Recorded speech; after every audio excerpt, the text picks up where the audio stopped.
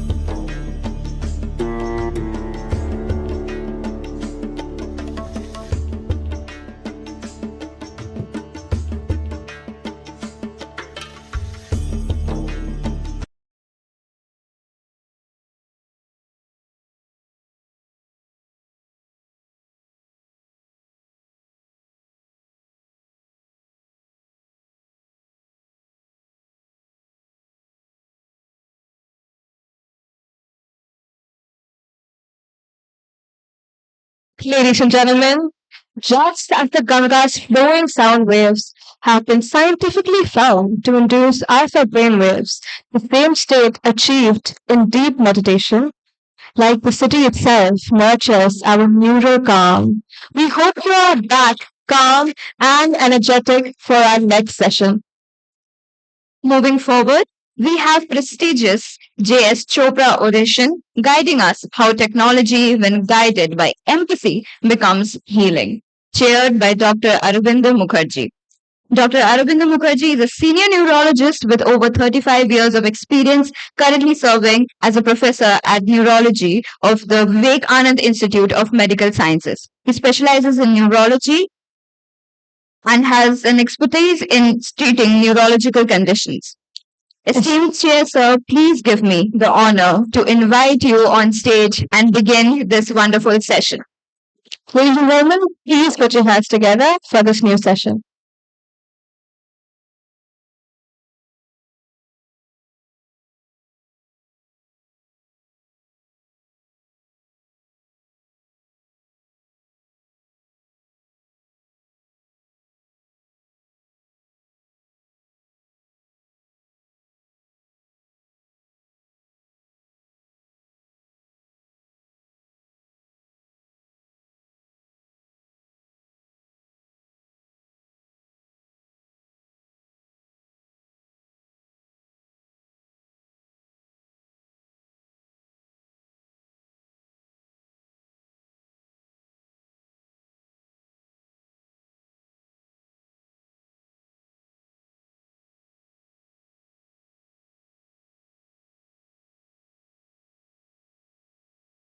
Good, good morning, all the delegates. And it is really my honor and pleasure to chair this very prestigious oration named after Professor J.S. Chopra. And we know that this Indian Academy of Neurology, which is observing this annual conference, was founded by no other person than Professor J.S. Chopra, and it happened in a meeting at Manipal with a small group. So paying homage to Professor J.S. Chopra, we have today a very eminent speaker, Professor Sándor Beniczky from Denmark. And thank you for coming and traveling. May I invite you to come and join us in the dais, please, Professor Beniczky.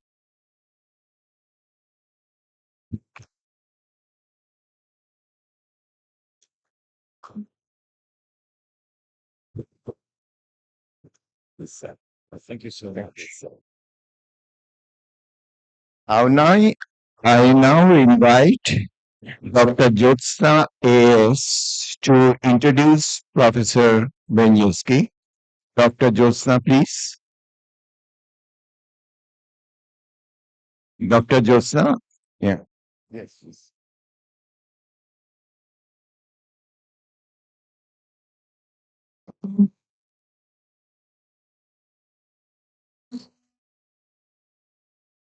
A very good morning to all, ladies and gentlemen. It is my privilege and honor to introduce this towering figure in clinical neurology and neurophysiology. This honor was bestowed upon me by Dr. Vinay KP, who was supposed to be here and introduce the speaker. However, due to some personal commitments, he urgently had to rush back, and I have this honor. Dr. Sándor is the head of Clinical Neurophysiology Department of the Danish Epilepsy Center, Dianalen, Denmark. He is a professor of clinical neurophysiology and consultant at Aarhus University Hospital, Denmark, and an honorary professor, University of Szeged, Department of Neurology at Hungary. And the most important one is editor-in-chief of Epileptic Disorders, a journal that we day in and day out refer to. I stand here on behalf of my mentor. He is the Secretary General of Indian Epilepsy Society and the Secretary General of the ILAE Asia Oceania chapter. I continue introducing Dr. Sándor. He had an exemplary education, MD at the University of Szeged, Hungary, PhD at the University of Szeged, Hungary in 2004. He is board certified in neurology in 2002 and clinical neurophysiology in 2006. Went on to do European certificate in epileptology in 2010. His scientific publications, the numbers speak for itself. 304 papers in the journals that hold international credit: Lancet, JAMA Neurology, eBiomedicine, Annals, Neurology, Epilepsia, Clinical Neurophysiology, and he has first authored 53 papers. The citations and the H-index speak for themselves. Not just that, textbook chapters in EEG, epilepsy, and sleep disorders. Scientific focus areas. If you look at the list, you would see the a futuristic vision that Dr. Sándor has: AI and decision support systems, quantitative surface electromyography, seizure detection, video EEG monitoring, epilepsy surgery, electromagnetic source imaging, and quantitative EEG analysis. He has held several positions of trust. Current being, he is the vice chair of the ILA Publication Council since 2025. He is the chair of the ILA Task Force on Educational Activities at Congresses and member of the Congress Council. He is a member of the ILA Epilepsy Education Council and Research and Innovation Task Force and of the IFCN Committee on Guidelines. He has been a founding chair of the ILA Neurotechnology Section, the chair of International Federation of Clinical Neurophysiology, chair of the ILA Big Data Commission, treasurer and executive board member of ILA Europe, and member of the ILA Diagnostic Methods Commission EEG Task Force, which has recently brought out the paper on seizure classification. And the selected educational activities that he has been engaged in are numerous, including the one that I have attended, the Virepa Virtual Epilepsy Program Academy. He's been the chair of the ILA Subcommittee on Educational Activities, Biannual International Summer School on EEG and Epilepsy. He's a supervisor of numerous PhD students, teaching neurology, clinical neurophysiology, and epileptology to graduates, students, and postgraduates across Denmark and his alma mater of Aarhus and his alma mater.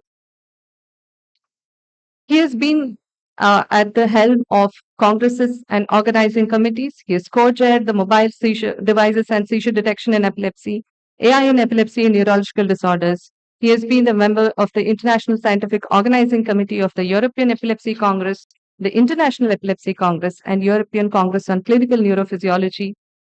Several oral presentations at international platforms and national platforms, and main organizer of 2 international scientific workshops, that is the SCORE.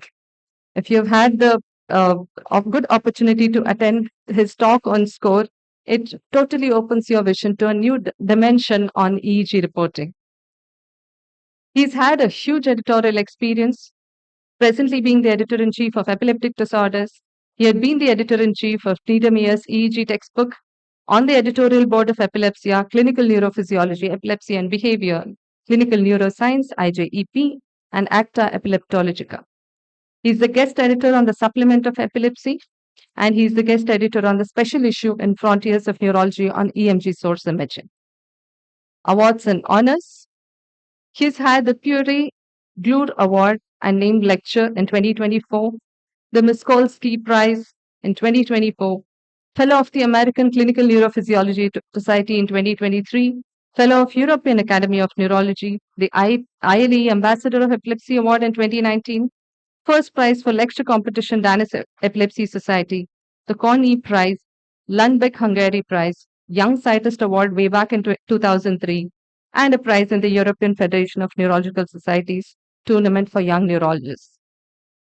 If you see Sir's research funding, it shows his vision. Automated interpretation of EMG using artificial intelligence. And in you can see a recurring theme, that is use of AI for seizure detection, preemptively monitoring SODEP, and ultra long-term sleep cycles, endocrine sensor for SODEP, seizure alarm wearable devices, and detection of seizures using these kind of wearable devices with EKG. Online apps for personalized treatment of seizures, the MEG, automated the seizure detection, electrical source imaging, high density EEG and diagnostics, database for severe epilepsy, epilepsy and brain imaging. So I am going backward chronologically. You can see how he has developed epilepsy and the use of EEG for the benefit of epilepsy care in patients over time. Presently, during my DM, these papers were very close to my heart, shaping our outlook towards seizure and EEG.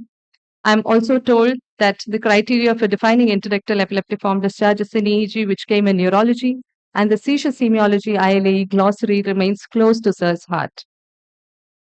Recently, we have been learning this updated classification of epileptic seizures, which was a position paper released this year by the INAE, and at the helm of it was Dr. Sándor, leading the task force through development of terminologies. This is how, over time, he has built his vision. A special issue on AI and digital technology and mobile health in epilepsy has recently come in October 2025. A multifaceted personality, pioneer, visionary, a leader with a futuristic viewpoint. Ladies and gentlemen, I present to you Dr. Sándor Beniczky. Welcome, sir. Thank you, Dr. Josna, for the introduction to Professor Sándor. Professor Sándor, it is yours. And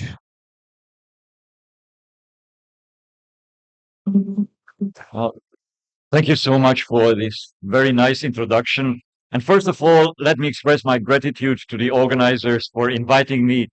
I feel humbled and honored and privileged to give the J.S. Chopra Oration. I will talk about automated seizure detection using wearable devices, and these are my disclosures.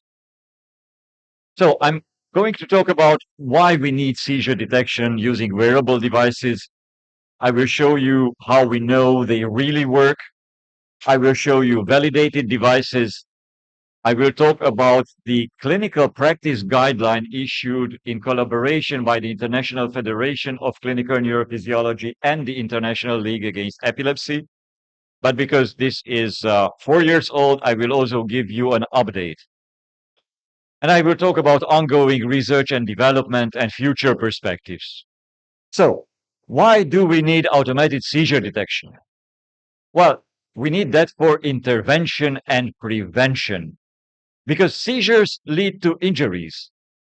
And generalized tonic-clonic seizures, including focal to bilateral tonic-clonic seizures, are the major risk factor for sudden unexpected death in epilepsy SUDEP.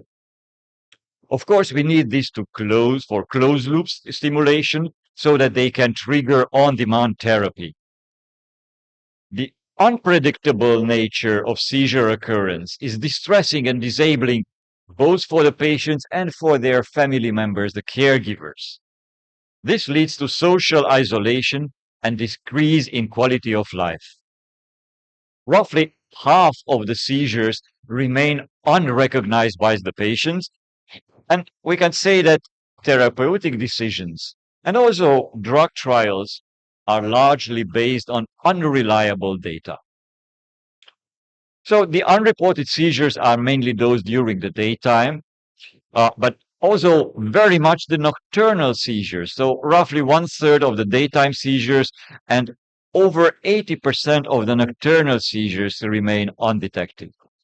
And of course, it applies mainly to the focal seizures with impaired consciousness, but also generalized tonic-clonic seizures. You would expect that these marked seizures would be reported by the patients, but studies from epilepsy monitoring unit shows that roughly half of them remain unreported by the patients. And we know from large survey studies that there is a need for wearable seizure monitoring also outside the hospitals. So there are many papers published on this topic, but how do we know that they really work? And what is the level of evidence for these numerous devices which have been published? Well, together with my friend and collaborator, Philippe Rivlin, we propose standards for testing and clinical validation of seizure detection devices.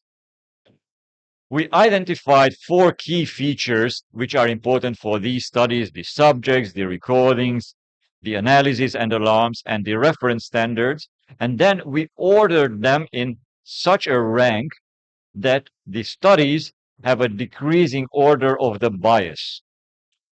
And this allowed us to define 4 phases plus phase 0. This is very similar to what we have in drug trials, where phase 3 provides you compelling evidence that actually the device works. This would be the equivalent of a pivotal randomized controlled trial in the multicenter drug trials.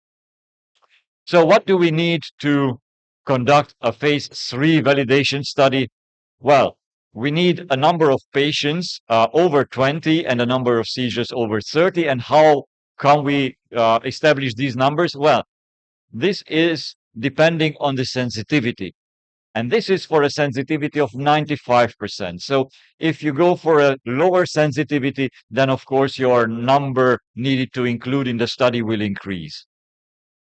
Of course, in a phase 3 trial, you need to conduct it using the dedicated device. You need continuous recording. You must do it in a multi-center fashion.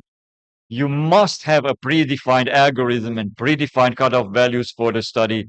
You must conduct it real-time, blinded, and you must have a clear gold standard from video or ideally video EEG recordings. So this is for phase 3 studies.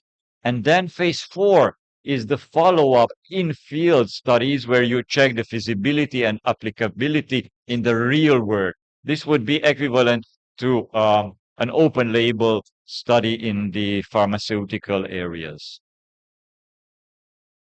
So we published this guideline, clinical practice guideline, in collaboration between the IFCN and the ILAE. And the working group has been appointed by both societies. We use the ILAE's methodology for guideline development, which is largely based on the PRISMA statement, and it uses the grade to weigh the evidence. The proposal for the clinical practice guideline was out there for public comments for over 2 months. And very importantly, it was reviewed by the patients' organization, by the International Bureau for Epilepsy. And in the end, it was endorsed by both societies. Here you can see the PRISMA flow diagram for the literature search. But again, this is now more than 4 years old. But we recently published a follow-up systematic review. And I can tell you that although there are new studies, the conclusions in the clinical practice guideline would not change based on the newly published articles. So let me summarize you what we have evidence for. So we have good evidence for the detection of generalized tonic-clonic seizures, including the focal to bilateral tonic-clonic seizures. And by the time we did the guideline, we had 3 studies which qualified as phase 3. Since then, 3 more studies were published which qualify as phase 3. These included accelerometry, surface electromyography, multimodal systems, and videos. And when we published the guidelines, we had 2 studies qualifying for phase 4, and 3 more have been published since then. So we can detect with high sensitivity the generalized tonic-clonic seizures, and the false alarm rate is relatively low, between 0.05 and 0.7 per 24 hours. But the good news is that the false alarm rate is very low during the night. And this is the important thing, because during the day, the patient can simply cancel the false alarm. But during the night, the false alarms are really annoying. Now, when we published the guideline, we only had phase 2 studies on the non-convulsive seizures. Since then, we have also recorded phase 3 studies for detecting absence seizures and also seizures with marked autonomic changes. So here, the sensitivity is good, but the biggest challenge is the false alarms, but I will show you how to deal with them. Let me show you a few devices. So this was the very first one which we developed back in 2013. Here you can see that there is an accelerometer in this wristwatch, and then there is a Bluetooth connection to the smartphone, and the smartphone is also connecting to the caregiver. So this is a mobile device which can be used also outside the home. It is based on accelerometry. So here in the 3 colors, you can see the 3-dimension accelerometry signal during a generalized tonic-clonic seizure. So in the phase 3 validation study, we found a sensitivity of 90%, a mean detection latency of 55 seconds, which is a little bit long. Why? Because this alarm is triggered mainly in the clonic phase of the generalized tonic-clonic seizure. So per definition, this comes later during the seizure. The false alarm rate was reasonable. That was 0.2 false alarms per day. Then we focused much on the seizure detection using surface electromyography, because I was always impressed by the archetype, by the typical pattern of the surface electromyography given during the generalized tonic-clonic seizure. So here in green color, you can see the surface EMG signals during the tonic phase and then during the clonic phase. This shows a high inter-rater reliability. Now, we usually train artificial intelligence models to do seizure detection, but this is an exception. Here we did it in the old fashion. We first tried to identify specific physiological features to the seizure, and then to target electrophysiological biomarkers to these changes. And here you can see the spectrogram during a normal maximal voluntary contraction. Here you can see the spectrogram during a tonic seizure, and here you can see the spectrogram during a generalized tonic-clonic seizure.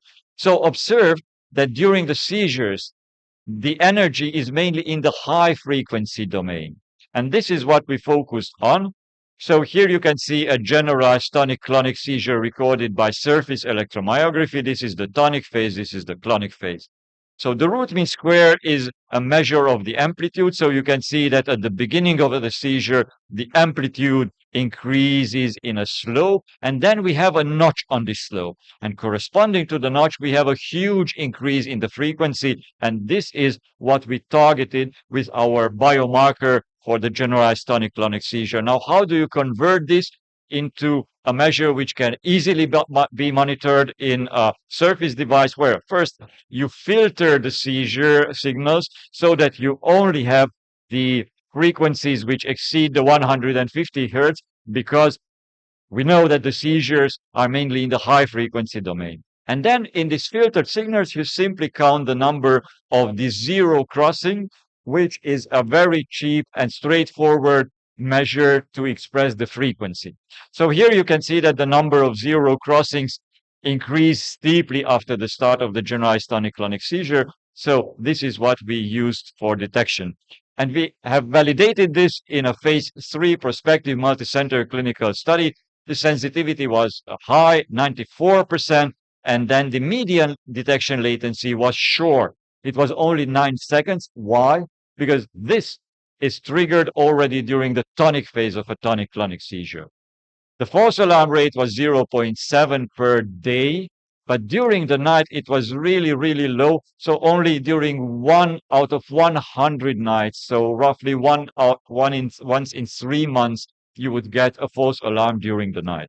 So here you can see the surface electromyography signals as recorded by this mini surface EMG detection device. So here there is an adhesive patch with the electrodes embedded, and this is the mini EMG wearable device making the dissections.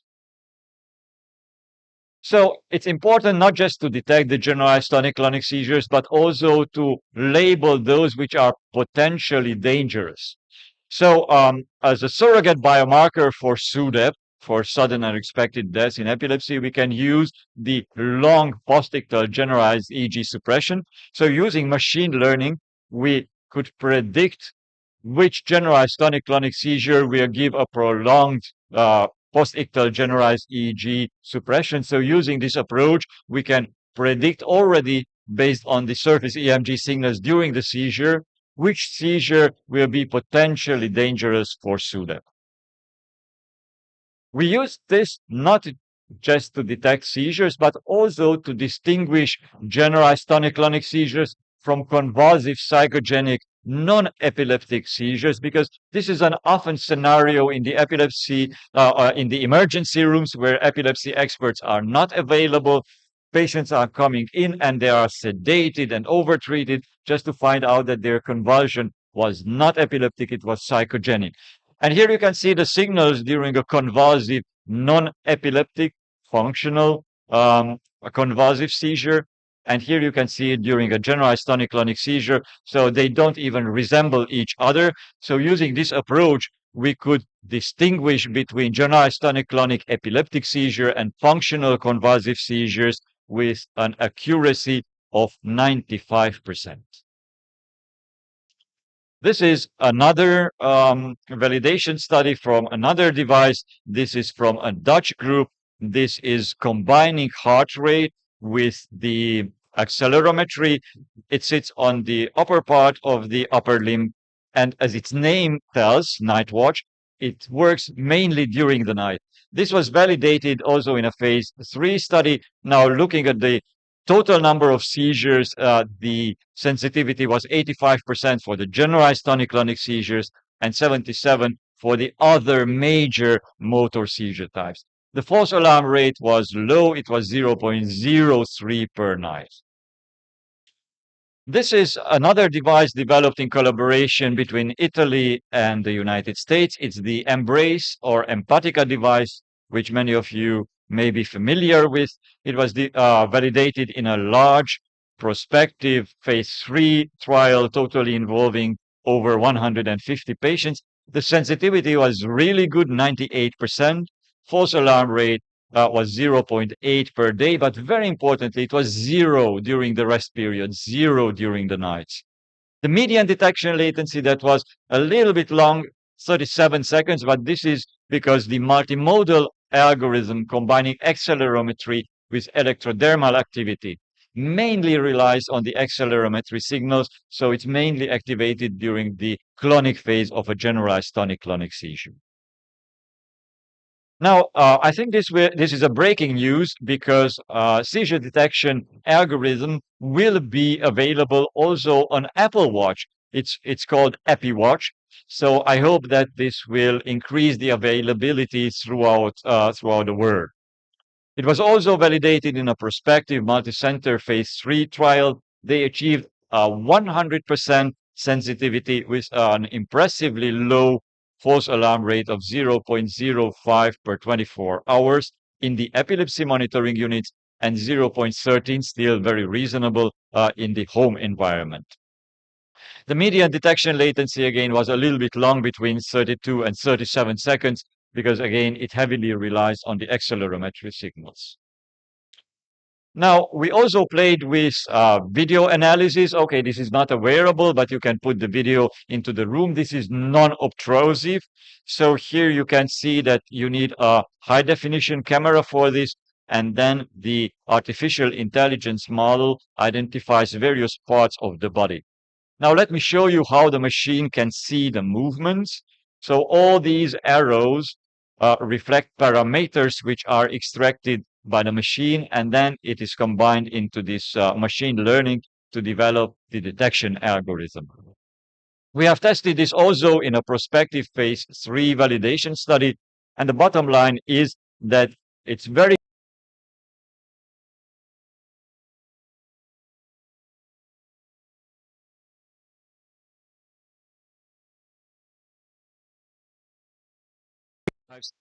And the other problem with this approach was the relatively high false alarm rate, so 0.16 per hour, which would give you 4 false alarms per day.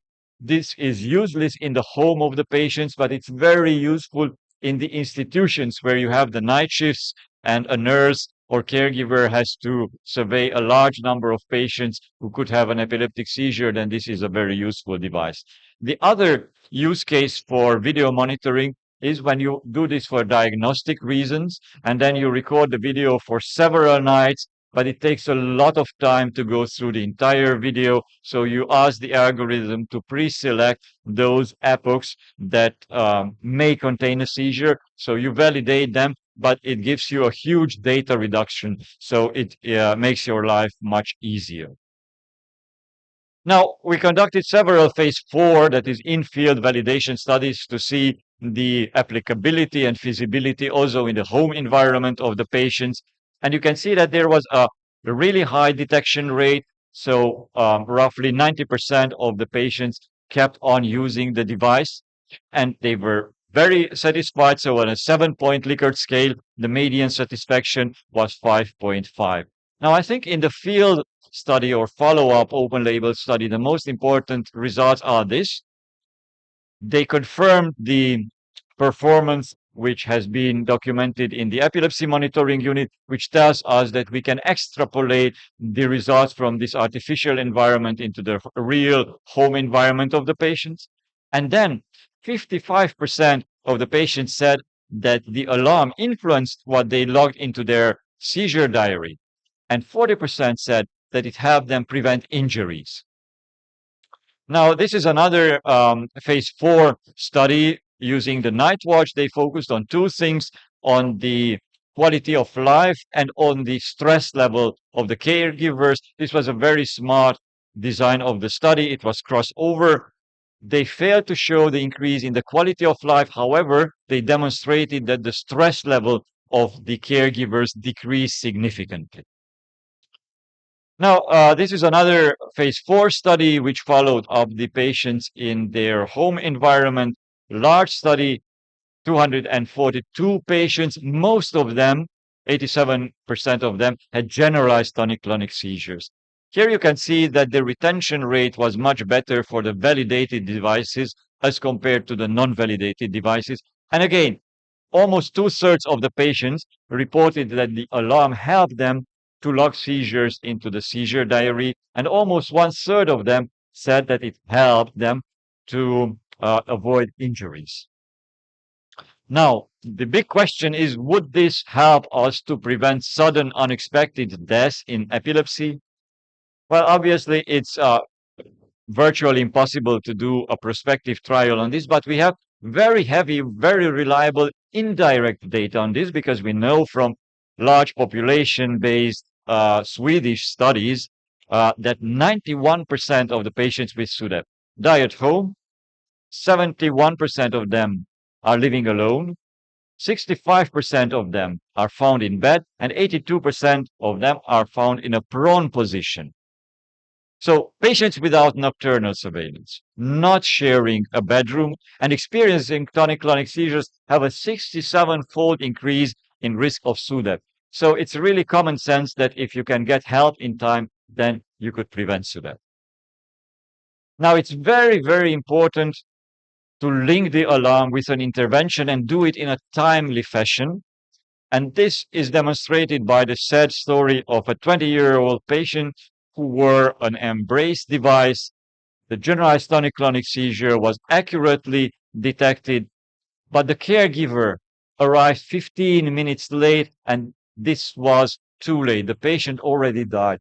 So even if you have an accurate seizure detection, if the help is not there in time, it's useless. Now, how to detect non-motor seizures using non-invasive wearable devices?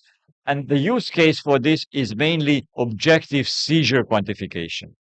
Well, of course, we have compelling evidence for scalp electromyography, but patients do not want to wear full array EEG for seizure detection. Of course, you can implant this as in the responsive neurostimulation device, but patients don't want to have this only for seizure detection. Of course, if this is linked to a therapy, that's a different question, but just for the detection, they want non-invasive devices. So we did much research and development on electrocardiography signals because it's easy to record. Regardless where you put two electrodes on the body, you would get the EKG. And we know that changes in heart rate are associated to seizures in more than 80% of the patients. Here you can see that we played with the modified cardiac sympathetic index because tachycardia would give a too high false alarm rate because it's also increasing during the physiological tachycardia. Now we plot one RR rate to the next RR rate, and then you can see how it looks when it's a seizure. So it's an elongation during the L axis, but not during the exercise. So we again targeted this biomarker, the modified cardiac sympathetic index. So here you can see how steep it increases during a seizure, but less affected during a physiological exercise. And we have validated this in phase 2 studies in the first step. And we found, of course, that this doesn't work for all patients. It only works for those with marked autonomic changes, but we can pre-select these patients we call responders because we can simply measure the tachycardia during the seizure. And if the patients have an 50 beats per minute change in their heart rate, then they are potential responders.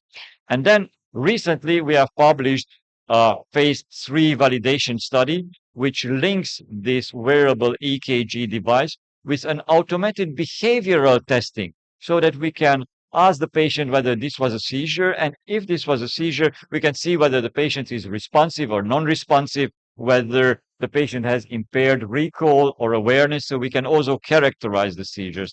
So you can see that when the seizure is triggered, the seizure alarm is triggered, then on the smartphone, on the application, these cues are generated so that we can validate whether this was a seizure, test responsiveness, and test the recall. Again, roughly half of the patients were amenable for this seizure detection modality. It detected accurately all generalized tonic-clonic seizures and the other focal seizure types with a sensitivity of 82%. The median false alarm rate was 1.1 per patient, but during the sleep, this was 0. And if we combine this with the automated behavioral testing, then we could eliminate all the false alarms and characterize the responsiveness so we could achieve both an objective seizure quantification and also provide clinically relevant information about the semiology, namely whether consciousness was impaired or preserved. In a pilot study, we applied this algorithm in a subcutaneously implanted electrocardiography device, which is a routine for the cardiologist to do it, and we could reproduce the high performance that we previously seen in the phase 3 trials. Now, where else can you hide the EEG electrodes? Well, you can use ear EEG electrodes, and we have promising phase 2 studies and also promising phase 3 studies from behind the ear electrodes. And nowadays, we focus much on the subcutaneously implanted EEG electrodes. And in a study, we have demonstrated that implanting the electrode and then connecting it to the smartphone and then running a seizure detection algorithm made a difference in the clinical management of the patients in roughly 4 out of 5 patients. Then we have validated a seizure detection device, which we developed together with a group in Belgium. This contains electrodes in a headband for detection of absence seizures, and the median sensitivity per patient was 92% with a false alarm rate of 0.59. The use case is to follow up on the efficacy of the treatment of the absence seizures. So we put all this together when we did the grade to evaluate the level of evidence. So we found high level of evidence for the generalized tonic-clonic seizures, but only moderate for the non-convulsive. And we also looked whether the desirable effects, that is seizure detection, outweigh the undesirable effects. And this was true for the generalized tonic-clonic seizures, but uncertain for the other seizure types. We have evidence that patients, caregivers, and healthcare personnel wants these devices, but it was uncertain whether the currently available automated seizure detection provides a meaningful outcome. So we need more phase 4 studies. So when we put together all this evidence, then we could recommend using clinically validated wearable devices for automated detection of generalized tonic-clonic seizures, including the focal to bilateral tonic-clonic seizures, when significant safety concerns exist, especially in unsupervised patients who do not share a bedroom, but where alarms can result in a rapid intervention within 5 minutes. And this is weak and conditional recommendation, but we couldn't issue any recommendation for the other seizure types. So there is need for further research and development to increase the performance of the wearable devices and detection algorithms, especially for non-convulsive seizures, to decrease the false alarm rate, even if that is done offline, allowing for an objective documentation of the seizure frequency, to conduct properly designed clinical validation studies. And we need in field, that is phase 4 studies, to demonstrate whether automated seizure detection leads to meaningful clinical outcomes, such as decreased in the morbidity and mortality associated with these seizures, and of course, an objective seizure quantification. So to sum this up, we have good evidence that we can reliably detect the generalized tonic-clonic seizures. We have phase 3 studies for accelerometry, electromyography, and multimodal devices, and also video analysis. And then we have promising results for the non-convulsive seizures. We have some phase 3 validation studies for using surface EKG for the non-convulsive seizures, which have a marked autonomic change, and also for the absence seizures. And we have some promising data from the subcutaneously implanted EEG electrodes. Everything else is still in development. And at the end of my presentation, I would like to show you some aerial photos of my affiliation. So this is the university hospital, which is almost a kind of a city within the city. And this is the epilepsy center cozily nested in a forest. Thank you so much for your attention. Thank you, Professor. Thank you, Professor Sándor. Excellent review and excellent talk. And I think we are going to see in near future a whole new era for seizure detection, and we look forward to.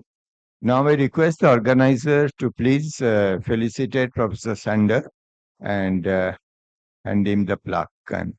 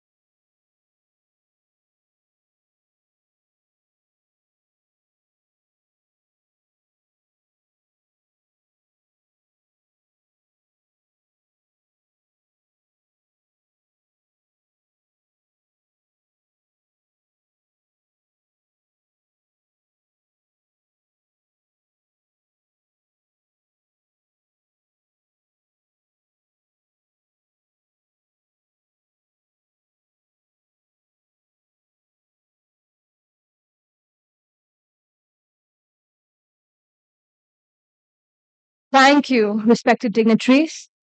We now move forward to one of the most awaited highlights of the day, the presidential oration, an address that embodies leadership, vision, and the spirit of neurological excellence.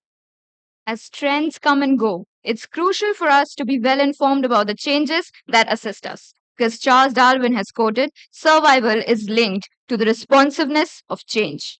With that, let's begin our presidential oration session. And our chairpersons for this session are Dr. U. Meenakshi Sundaram from Chennai, Dr. R. Lakshmi Narasimhan from Chennai, and Dr. Manmohan Mahendrita from New Delhi. Our esteemed chairperson, Dr. U. Meenakshi Sundaram, as we all know him, has been the recipient of numerous well recognized awards. He has been the founding member of various well recognized institutions. Please welcome him on stage, ladies and gentlemen, with a huge round of applause.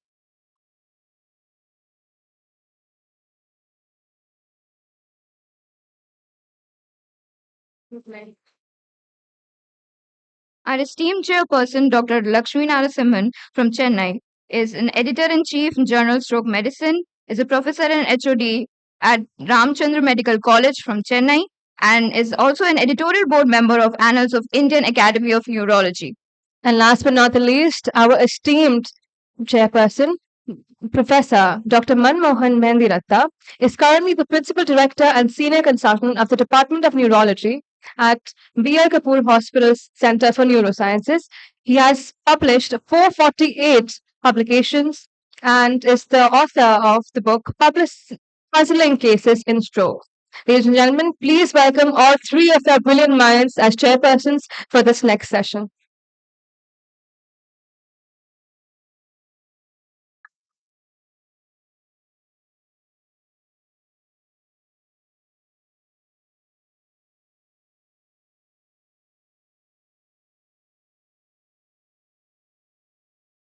Introduce.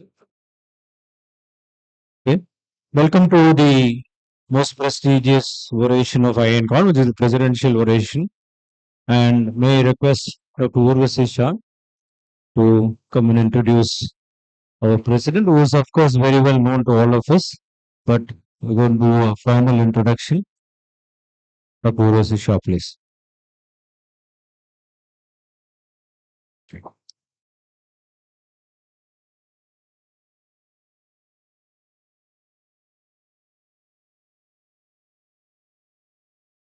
A very good morning to all of you.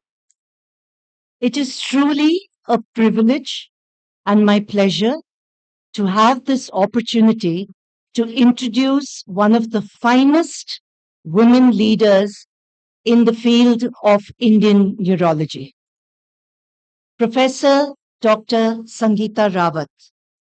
She was born in a Gujarati family of doctors. Her father, a well-known pediatrician, her mother, a gynecologist, and her younger sister, brother-in-law, husband, son, daughter-in-law, all accomplished doctors.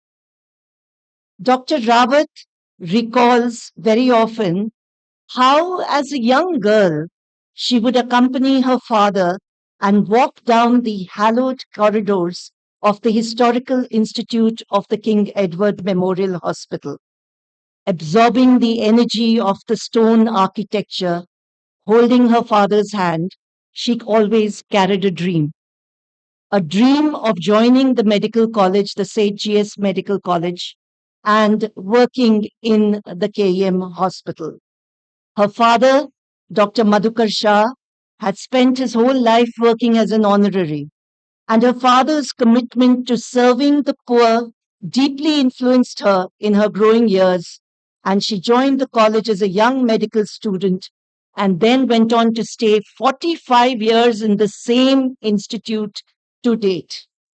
Little did this young girl know that decades later, she would be heading the institute as the dean to fulfill a legacy of leadership, values, and vision which were shared with her by her father. Dr. Sangeeta has often confessed that she found neurology a very difficult subject initially, and working with neurology patients quite challenging, yet not one to shy away from any challenge, and that's characteristic of her personality. She plunged into learning and completed her DM in neurology in 1993. She found her true path and direction in the world of epilepsy due to the presence of very powerful mentors of the likes of Dr. Praveena Shah, who was like a mother figure to her, and brilliant clinicians like Dr. Nadir Barucha and the late Dr. Sorab Bhabha. The department had a strong legacy for its work in epilepsy with giants like Dr. E.P. Barucha, who had started the department. Inspired by this group, she went on to train abroad and traveled to Australia to visit two centers and worked with Dr. Simon Harvey at the Royal Children's Hospital and Dr. Simon Berkovich at the Austin Hospital. After her return in 2000, later when Dr. Praveena Shah retired, she took over the helm of the department. And over the last 23 years as the head, she embarked on a remarkable journey of several challenges, but also huge successes. The first major milestone was the development of the Comprehensive Epilepsy Care Center in the department and the starting of the epilepsy surgery program, which was inaugurated by the two of the leading world experts, the neurophysiologist Dr. Colin Binney and the neurosurgeon Dr. Charles Polke from King's College, UK. Under her leadership, this program flourished, offering state of art epilepsy surgery with a multidisciplinary team at virtually no cost, making it the most affordable epilepsy surgery center in the entire world. She went on to set up multiple specialty units in the department to make it one of the finest centers in the country. Dr. Sangeeta is a natural leader. She's been elected to numerous prestigious positions, including being the current president of the IAN, as the second woman only in the history of the academy to hold this position. She's held numerous other prestigious positions. She's always been an excellent organizer and has successfully managed several conferences, including the Econ conferences. She was awarded the Chopra Oration and has delivered two presidential orations. She's won several awards and has been a researcher or publishing extensively in national and international journals. In 2023, she had this unique, life changing opportunity to head the institute, to become the dean. And Dr. Sangeeta has always spoken of her commitment and deep love for her alma mater. So she embraced this opportunity and has remained the dean for the last 3 years. And this year, in 2025, this iconic institute is celebrating its 100 years, its centenary year. And she's had this opportunity to now work tirelessly with politicians, chief ministers, celebrated actors, industrialists, all to come together to create a very powerful group of for public and private enterprise and to raise the prestige of this 100-year-old institute. There are many facets to her personality. She's known for her commitment to patients and is always there to cheer the patients as the president of the Samman Association. Dr. Ravat has been blessed with an incredibly supportive family. She speaks of the tremendous support of her husband, Dr. Hasmukh Rawat, a well known cardiologist, who has stood solidly behind her in all her work. She's often shared that when she had the conflict of whether to join a public institute or to go for private practice, he told her, "Don't worry about the earning. Go and do what you love. I'm right here besides you." The journey has not been easy. She's faced extremely challenging obstacles at every step of the way. But in her inimitable style, Dr. Rawat always says, obstacles come and go. When they come, never give up. There is always a solution to every problem. I think she has been aptly described by the leading national women's magazine as a doctor, woman, trailblazer. She heals, she leads, she inspires. Ladies and gentlemen, please join me in welcoming the President of IN for her presidential oration.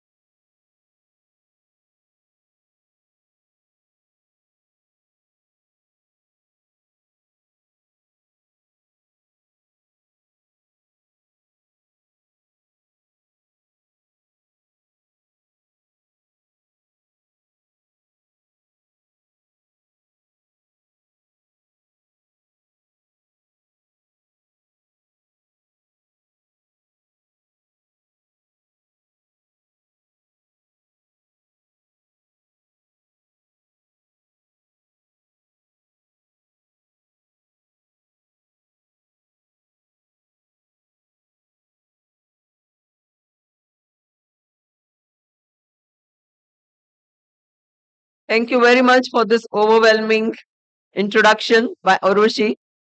And I think the organizers, Dr. Mishra and the whole, have made me really feel like a queen, a presidential queen, and made me stay in a Queen Elizabeth suit. I think that really, I think I would never forget this hospitality from them. Respected chairpersons, so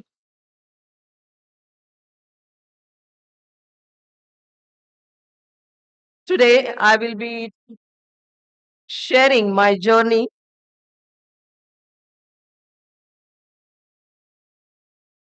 Is that okay? So today I'll be sharing my journey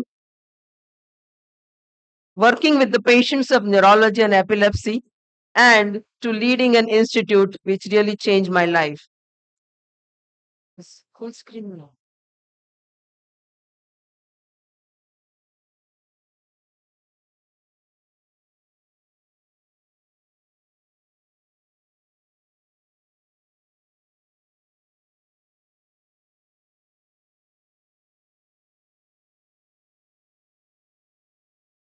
So way back in 1979, I joined as an MBBS student to KM Hospital after spending even a childhood with my father. And so my dream came true that I got into one of the most prestigious hospital of India. And then it became that I joined neurology. I graduated in 1993 as a DM neurology student. And then further, I was the department as a faculty at the department which had been started by Dr. E.P. Barucha, followed by Dr. Monkar, Dr. Pravina Shah, who headed this department and reached to a very big heights and topmost department in the world map. I had opportunity to learn from Dr. Nadir Barucha and Dr. Sorab Bhava. But after all this, when I came out, I realized that I had a lot of passion for the epilepsy because my stalwarts had started a specialized OPD since 1956 for epilepsy. And we had a huge number of patients who would come for the epilepsy.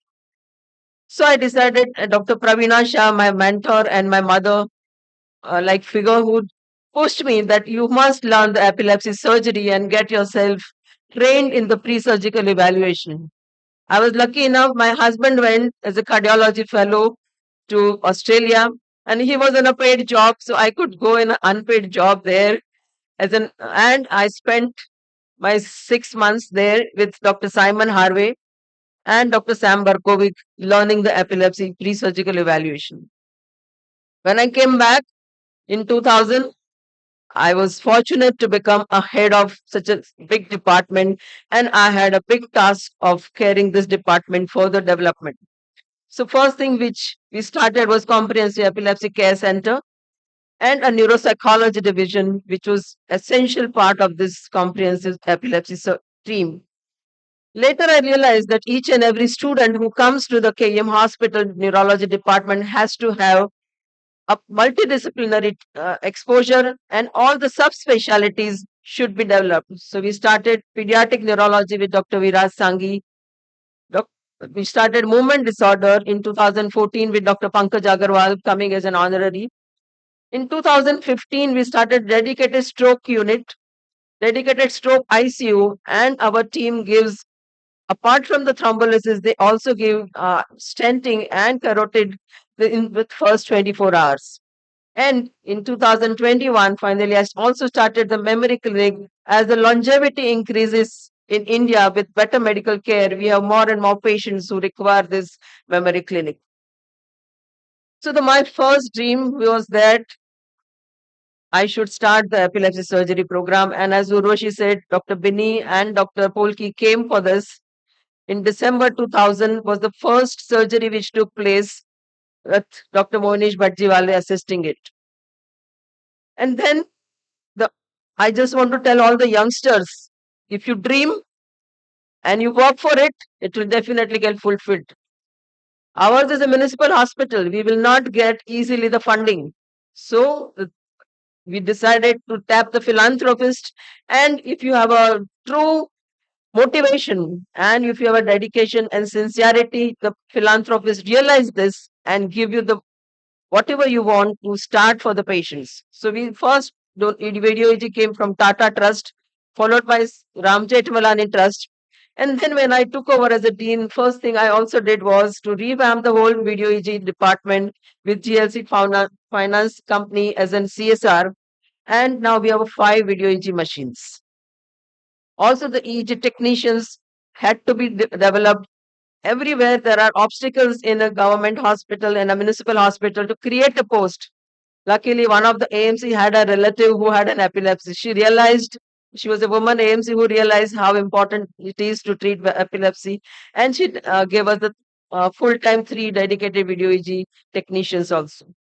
Coming on to the equipments, we had 1.5 Tesla MRI in KEM and we could really use it.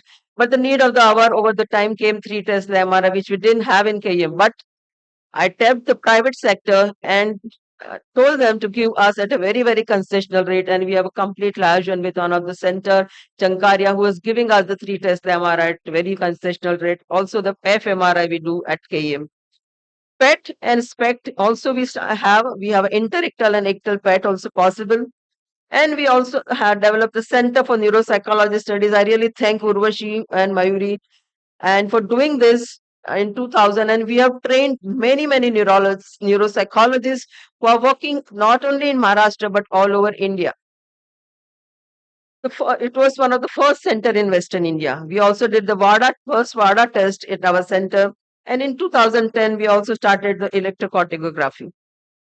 So when the patients who come to us are from the very lower socioeconomic class and they do not get, they cannot read, cannot easily get lost in the KM hospital, which is almost a 20-acre whole acre, and we do not have epilepsy and neurology OPD, everything at one setting. They are in a different building. So I set up a guide for them. So as soon as when they come to my OPD first, we give them this pamphlet and they know what is video EG and what is neuropsychology, where they have to go. And after finishing all these steps, then they have to decide to go for a multidisciplinary meeting with the relative and the whole team. And then they'll be given the date for the epilepsy surgery. So important is all the youngsters, whenever you are starting a new project, make sure that your database is very well kept. And apart from hard copy, even the soft copy. I must thank Dr. Radhakrishnan. I and Urvashi visited his center and he got this opportunity to see how he has meticulously kept each and every folder for each patient. And same, even we started that with the Godrej files and a special cupboard where each patient has a different file. But we required digital data.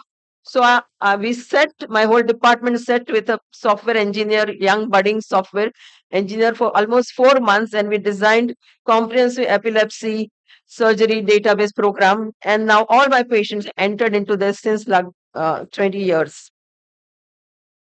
So what are the types of patients? You can see in this was the old department where we used to sit in the ward side room, and now we have a new renovated department which is much more high tech. So the patients, already said that we have epilepsy new patient OPD on every Wednesday, where almost 60 to 70 new patients come. And we also have a Saturday OPD where almost follow-up of 250 to 300 patients come. So this was the precise reason I thought, when so many patients are coming, why not do something for them? And we have patients coming not only from Maharashtra, Gujarat, Rajasthan, and so many other places in India also, especially Uttar Pradesh and also from the south. So we had a patient coming all over India from to us. So to go over to the demography, almost we have done so far 741 patients operated. Mean age was 24 years. So you can see young population is involved in this. And the male-female ratio was almost 60 to 40. Majority had almost 10th grade education, 5% were illiterate, and only 6% had a college education. So that's itself shows that refractory epilepsy has a big hindrance in the education of these patients. 45% were employed, but majority of them were low grade jobs like farmers, laborers, plumbers, and mechanics, and 55% were unemployed. So either they were homebound totally, or they used to just sit on the with a parent. Majority were on the polytherapy. The mean age was 9 years. That is the first decade of the life. The onset of epilepsy was, and the duration of epilepsy was almost 13 years. So for 13 years, they were untreated, and I mean, they were treated only with medication, and they were not referred for the epilepsy surgery. So the representative profile was male, young male, educated up to 10th grade, unemployed, low socioeconomic class, residing in semi-urban area, low average intelligence, and a seizure since childhood, and almost a decade of seizure with 3 to more anti-seizure medication. As you all know, majority of this surgeries are ATL, anterior temporal lobectomies, followed by lesionectomies, callosotomies, and other hemispherectomies. So in the first decade, we had many more as an ATL, majority was there. But as we grew further, we became more confident, and even the peripheral started operating the ATL. So we started moving towards the eloquent cortex surgeries, TPO disconnection with ATL, VNS. So the more complex surgeries were started in the later half. And the now most important part is tracking the outcomes. Just operating is not enough. How are the seizures? How are the anti-seizure medication and neuropsychology? How they are doing? So to seizure outcome in the first decade, it's very rosy. 90% become seizure free, but definitely by fifth year they do drop down to 76%. But if till 5 years they are seizure free, we got a seizure freedom rate of almost 73% when they reached more than 10 years also. And it very well matches with Tenny Verdin's in 2007. He said long-term outcome of 70% seizure-free. And in 2022, Delhi or Hull has published almost 78% seizure freedom, which we had almost 77%. Now, what are the anti-seizure medications? On the first 5 years, almost 38% have reduced, and 40% have almost stopped the medications of anti-seizure medication. And over the 10 years, this still maintains that 53% have stopped the medication, which also shows in the Rator and Tenny Burton's literature that 50 to 40% stop the medications. And also another 20% have reduced medications. So almost 80% of these patients have a positive shift in their anti-seizure medication.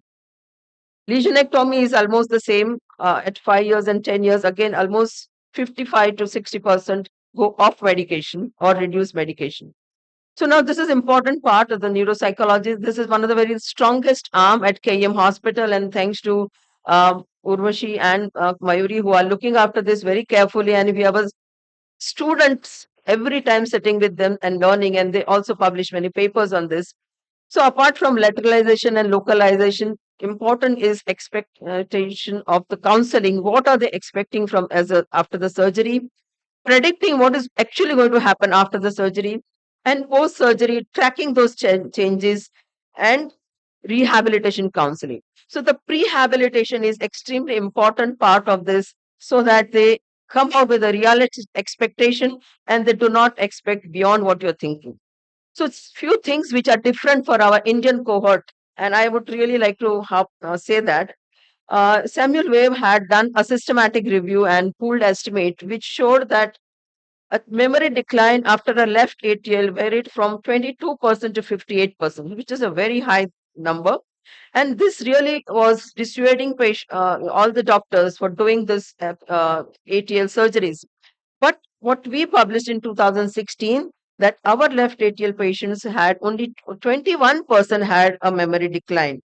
And out of this, so just a sample of 145 patients who have undergone left ATL, all were right-handed, IQ of 84, and 1 year post-surgery, only 28% had a memory hit, and 72% had no hit. And the peculiar thing was that out of this 28%, only 6% had subjective complaints.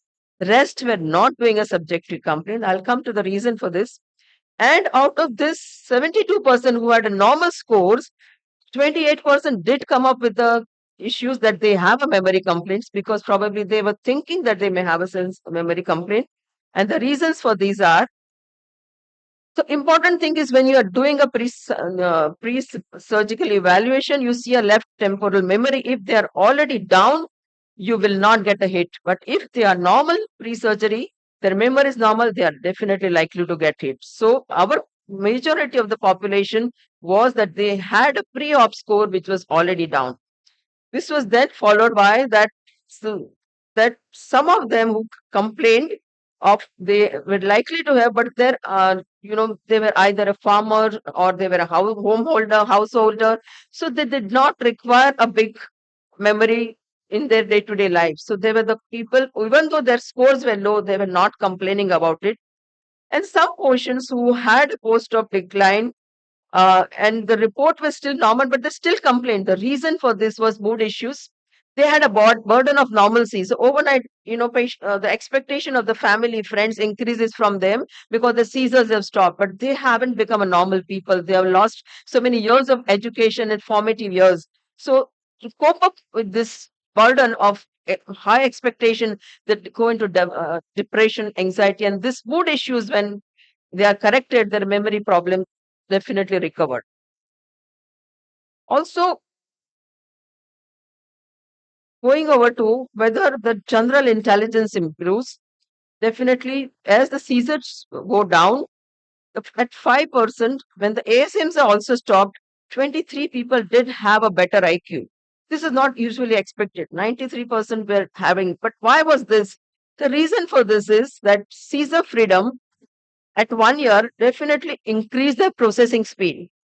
And at 5 year, that is at T2, their ASM, when they were discontinued, their attention span increases. So processing speed and attention span are a major subheadings for an IQ testing. So when this improves significantly statistically, their IQ also improves. One more differential point which we have as an Indian cohort is that when this was done with an ILA task force, and the language impairment in the single domain in the surgery, we had only 7.5% patients having language impairment, whereas the US cohort had almost 49% language impairment. And we had a tough time that to tell them to accept that these are the true results. And finally, they accepted. The reasons then we thought, why is this? Probably we are blessed with bilingual, multilingual Indian cohort. I think each one of us definitely knows more than two languages as one of our mother tongue. One is English and one is whichever area you are staying. Like I know the Marathi, everybody knows the Hindi. So this was probably the reason that the language had not dropped post-operatively. And the same thing was also seen the post-surgery naming outcomes. Abroad, it was said that almost 25 to 60% have a post-ATL a naming problem, but 40% of them do recover. But we had only 15% had a naming problem, and out of this, our again 6% recovered.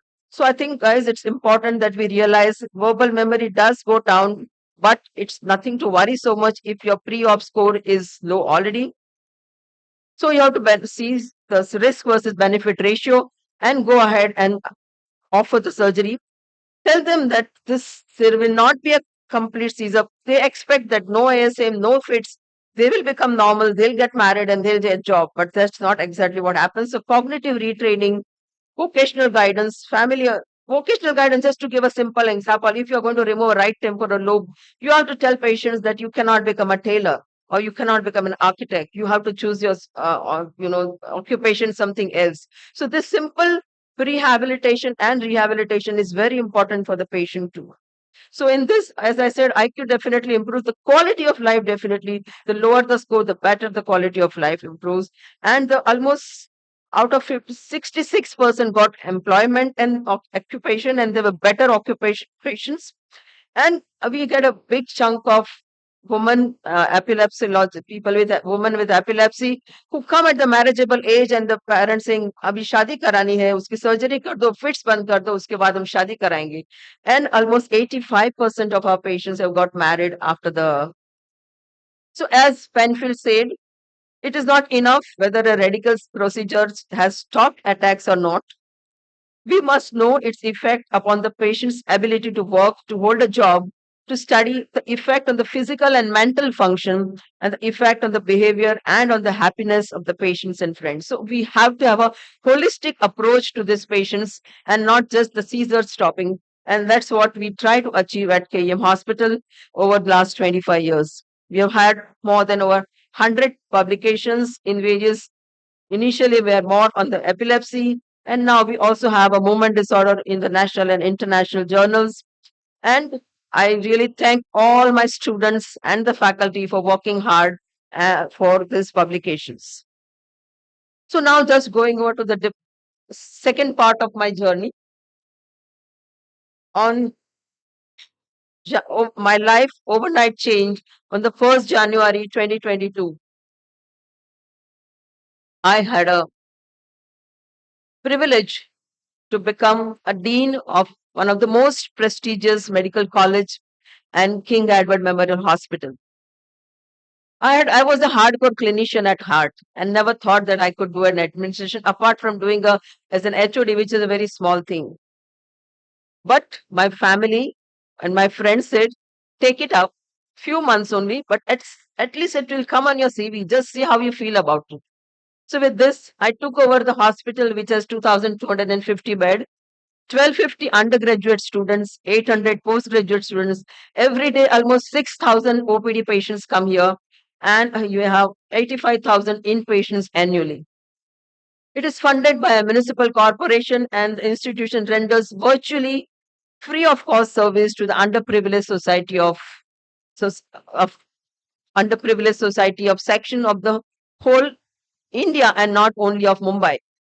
As my father was a follower of Vivekananda, and he would always tell me, serve Jiva as Shiva. And that's the motto why I continued at KM in spite of when I passed out in 93, I and my husband were one of the first DM couples of Maharashtra. I could have gone into practice and minted money, but he was kind enough saying, I will earn the money, you do what you want to do.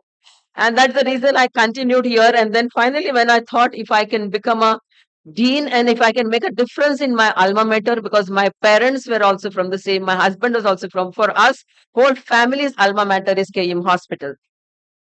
So when I think the opportunity, when it comes, there are also lots of challenges which you face. And to hold at the helm of such a big institute was not an easy post. Everybody said there are lots of thorns you will have to face. Yes, as a dean, the first thing was financial management. I had difficulty counting zeros in the 1 million. And then I was supposed to look after the 1,200 crore annual budget. I had to look after the tenders of engineering department. Resource gaps, being a municipal hospital, many hospitals did not have enough, department did not have the latest equipments. The workers, the nurses and laborers with their unions, the morcha, there are times where I have thought, oh, I had to have a police protection to get, from the morcha to protect myself in the office. And there are people, and I have faced all of them. And I realized that how do you face this? You give them a respect. There are lots of politicians and bureaucrats who come almost every day. I have one or the other politician coming to my hospital and to my office. So only thing is give them a respect.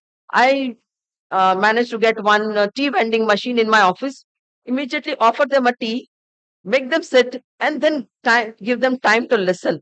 Once whatever grievance they tell you and you have a time to listen, they definitely their anger and everything goes down. And then you can see whether you can attend to it. And if you can't attend, always politely say, I will try my best to do it. So I learned this over for next 3 to 6 months, and I followed it. And today I in the fourth year of my deanship. Also the faculties have I think we are an intelligent breed, but we also have a lot of egos. So and that's why to deal with the faculties of a such high IQ and to deal with their problems was a big task. And I never knew. I was very secluded in my neurology department. I never knew that so many problems are there in the in the department. But gradually, I tried to solve them, to make sit them amicably in front of me and solve those many problems. And we started many inter-department programs also. And the other is the Mars residents and the students. The students are very dear to me. So and so what I started for the students and for the Mard was regularly meeting them, visiting their hostel, seeing what problems they have. So once you visit their hostel, even if you make a list of them with the engineers, that these are the civil problems, these are engineering problems, they are very happy. The dean has come and seen us. So even if it may take a month to resolve them, but they are happy that someone has given them a ear to listen, someone has come to their rooms to see what is happening. So if you every day I do take a round in the hospital, and that's where I think the whole thing, that once you take a round, you realize where are the problems, where is the cleanliness problem. The KM has become much more cleaner because I'm an obsessive cleaner even at my home. So the same used to initially when I used to take a round in KM, I used to get depressed after the round seeing a dirt around. But now all that I have changed. So the first thing was to patient care. I started the modernized kitchen for the hygienic thing, and it was important that everybody was getting a cold food. So we took a thermal containers. So even though it is cooked at 5 o'clock, all the patients at 10:30, 11 got hot food, and that really gave me a lot of blessing. That was one of my first thing. We also had a patient registration area which I have renovated. I made sure that whatever new projects I do, it should be better than the corporate levels, and there should not be feeling that this is a municipal hospital, so they don't have. So for that, it's a CSR which has helped. In the first year, I had almost 5 crore CSR, but this year I have almost more than 30 crores of CSR coming to KM Hospital, and there was no CSR department before I started. We are also making a patient education films. 2 of them I already released here. And I have put up 11 LEDs where you see the dubbing of this, and the subtitles are there. So each department is making 4 films on the important this thing, and these are released on the social media. Then the most maximum phone numbers which I would get was for the getting an ICU bed and getting a ventilator bed from all the bureaucrats, all the politicians. So I started 8 new intensive care units. This is the photo of a stroke unit which I started. This is anesthesia ICU which I started. And I also did a 3 modular theater. One is the orthopedic modular theater, ophthalmic, and the cardiovascular thoracic modular theater. And we also got a knee joint robo, which was through a CSR with 300 patients disposable also. So we have almost finished 275 patients knee joint replacement with no additional cost to the patient. It is done under the scheme of MJPJY. So I thought KM must have some infrastructure and beautification. There was no fountain in KM. So I've made up 2 fountains. Those who are KM might realize this is gate 1. And this other area is near opposite the casualty where all the ambulances used to stand always. So I added up these fountains to make the patients feel better. Boys' common room of the students was changed, renovated with alumni growth. And the new hostel which is coming up of 1,200 students, where the students will be shifted there in December and January of this year. And this will really solve. We write our opposite MBBS student that no hostel in KM, but this is going to change now, and we'll be able to offer the hostel. I also started a student dosti counseling cell. This was but suggestion was given to me by my son and daughter-in-law, saying that students always have a psychological problems. They're 70% are non-Bombayite. They come from the interior with their home is not there, the food is different, and in such a fast city and a competitive city. And there is a stigma when they don't want to go to the psychiatric department, because it's people, they will always ask for the parents to come next. So the counseling cell has 24 by 7 psychologists available, where they can meet them online, offline, both. And let me tell you, we could avoid 3 suicides after this. And many more students were using this so that they do not have a depression and they come out of all these things. So definitely student counseling cell was a hit. And we also give, apart from counselors, I also give the mentors to them from my faculty, so they can also do the research project. And the last thing, in the January, we started a new gymnasium for that. And the Sunil Shetty came and inaugurated the state-of-art gymnasium. We also gave them a gazebo. We also gave them a new badminton court, table tennis court, and many more things. So I think I want to tell generation of my side that do not get afraid of social media. There was no social media of KM. I learned it during my son's wedding when I was going to the designers. So I there are negative things all reporters tell, but who will tell the positive things which we want to do? So judicious use of the social media. I started Instagram in 2022, and today we have almost 8,000 followers. We have Facebook, YouTube we started, where almost 3,000 subscribers are there. And I redesigned the whole website. And all the films which we release, we get almost, in 10 days, we get almost thousands of people watching those films. Curtain raiser was done in the 100, and I had this 100 year of my twin institute also same time when I became an IN neurologist president. Everything came together, so but I'm trying to manage it. The 5 days curtain raiser programs had chief minister coming, deputy chief minister on the other day, and we had Amitabh Bachchan, who came as a brand ambassador for non-alcoholic cirrhosis hepatitis, and we had stalwarts like uh, Farooq Udwadia, Bhattacharya, Rupin Shah, Swati Piramal, who all came and gave a talk in this. And then I became a president elect in 2023, and I took over as president in 2024. And my whole scientific team, and my all EC members together tried to put up the scientific program. And I'm sure you already enjoyed the 3 days of it, and next 2 days you will also enjoy. So I continued in spite of sleepless nights, in spite of stress. I also developed few ulcers in my tummy. I had undergone a scopy also. There are times which I thought I will resign, but there was constant motivation from inside that I could do so many things for KM, so why not continue? And that's the reason I continued till today. And in next few months, these are the new centers which are coming up. Sports injury in a rehab center of 25 crores by BK Tires. IVF center by Malpanis and this thing, where 5 years the patients will get free treatment also. The bone marrow transplant unit by the Cipla Foundation, and the burns care by a private donor who's coming up in this. So this will be inaugurated in January 26 in our centenary finale. And the main lecture theater will be inaugurated next week, which we have really renovated and to make a state of art lecture theater. So I think adversity do come, but we have to face them and try to make them that to an opportunity. The heart transplant case was done after 56 years in KM. The liver transplant restarted up, which was stopped since 2018. We did a new liver ICU. And we also had a hand transplant, almost a shoulder liver transplant was done. So now is the time to gratitude. Dr. Sorab Baba, late Dr. Sorab Baba. I was fortunate enough to learn my EEG's basics from him. Dr. Praveena Shah, she's more than a mentor to me. And I wish she was here, and I really have all my gratitude to her. Dr. Nadir Barucha, a constant source. And I still remember sitting with sir in the EEG room to finalize my reports and going on the wards to see the on calls and guiding me where I have gone wrong and how to learn further. This is my team.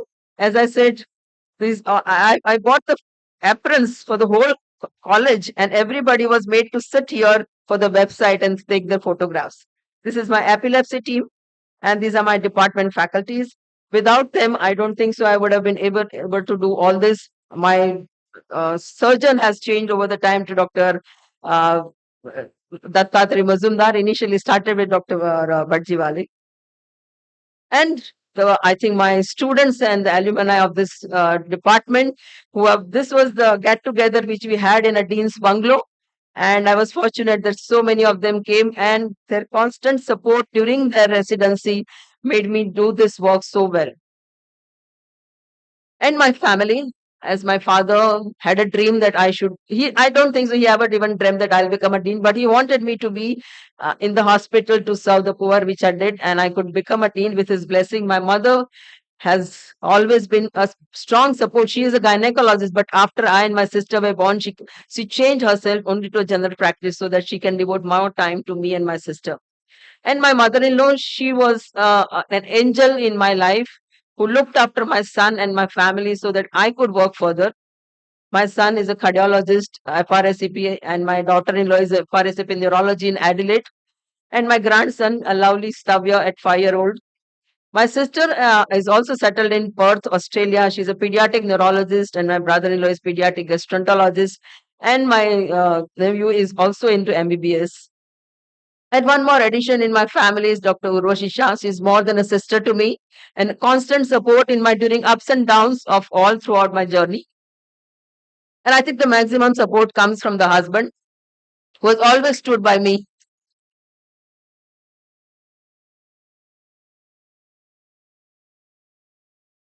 Who has always stood by me. And I think today I am here because of him always standing with me, holding my hand and taking me out of all the problems which I had, especially in last 4 years. I think it was not an easy journey to be a dean at such a prestigious hospital and to face lots of inquiries, RTIs, medias, reporters. It's not easy, let me tell you. And finally, is all my patients who had so much faith, and you treat me like a god and do whatever I say to in their epilepsy team, in the neurology, and they follow our advice to the best. And I think my final gratitude is to all my patients who have done this. So thank you very much. And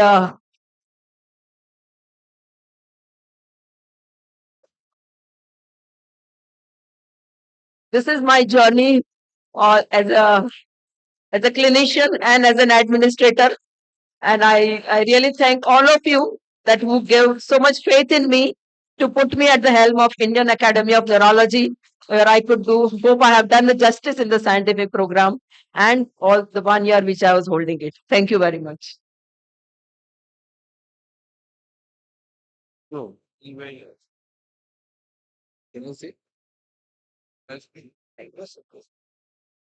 like to thank you very much, Sangeeta, for such an insightful and heartful session. It's a proud moment for any teacher to see a former student rise to such heights and yet remain so grounded in values of service and humility. Today, you made all your teachers who you named so generously proud and inspired all of us who had the privilege to listen. We wish you continued strength and success in serving patients and leading our public health institutions with the same wisdom and compassion you've shown today. Thank you once again. We extend our greatest honor for that I inspiring request session. Dr. Hashmut Rawat, the Director of Cardiology of Fortis, and husband of our beloved IAN President, to come onto the dais. We are fortunate to receive such crucial insights on your journey as a clinician and administrator. Thank you, ma'am, as you mean a lot more to the people of the medical world. With that, I would like to call all our respected chairpersons present on the dais to please come forward and felicitate our very talented speaker. Ladies and gentlemen, please put your hands together for Sangeeta Ravat.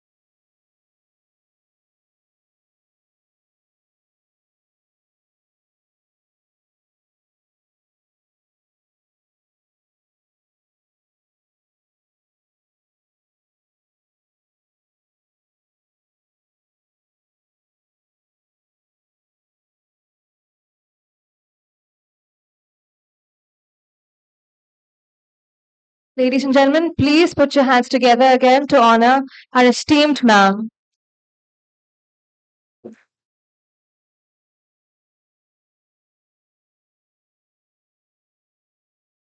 Thank you so much, President Ma'am, and all our esteemed delegates and dignitaries. Now, esteemed dignitaries, let us remember what Nobel Prize laureate Santiago Ramon had once said. Every person can, if they so desire, become the sculptor of their own brain. This proactiveness and intimate desire to understand the human body now culminates in inspiring leadership that brings to us the next highlight of this most revered session, the NSI Presidential Lecture. Yes, sir. Okay. Before that, we would have a photo session. Please, dignitaries, be patient with us as we honor our esteemed President, ma'am.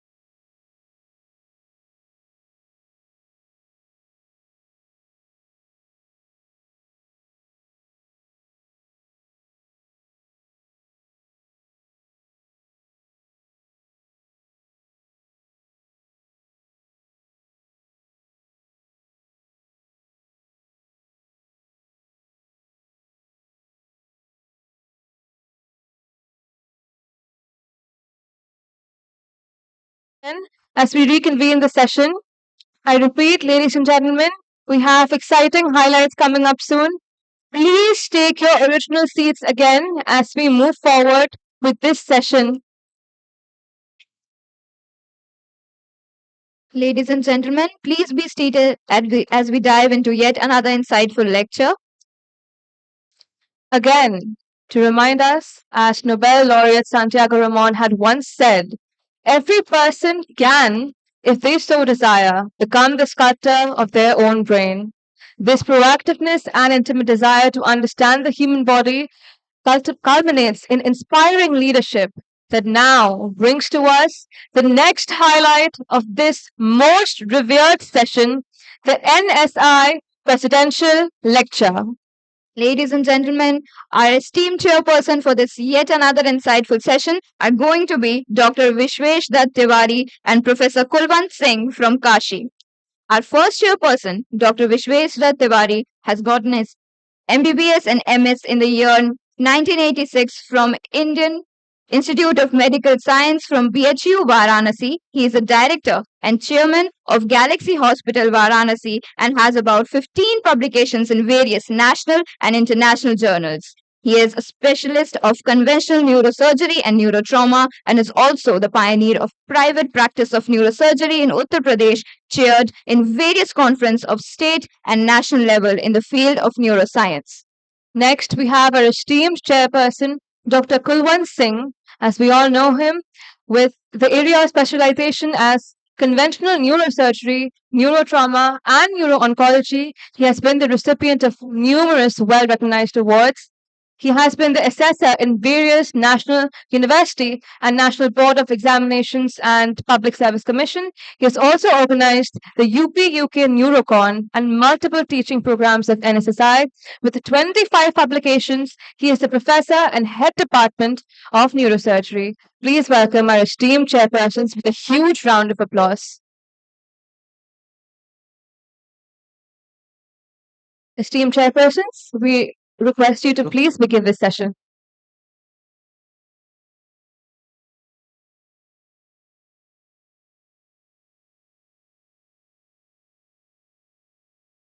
Very good afternoon, all. Welcome to this presidential lecture, NSI. And this lecture will be delivered by Dr. Manas Panigrahi, sir. He is the President of Neurological Society of India. And I request to Dr. S. Sita Jailakshmi from Hyderabad to introduce the Dr. Panigrahi, sir, to the house. Thank you.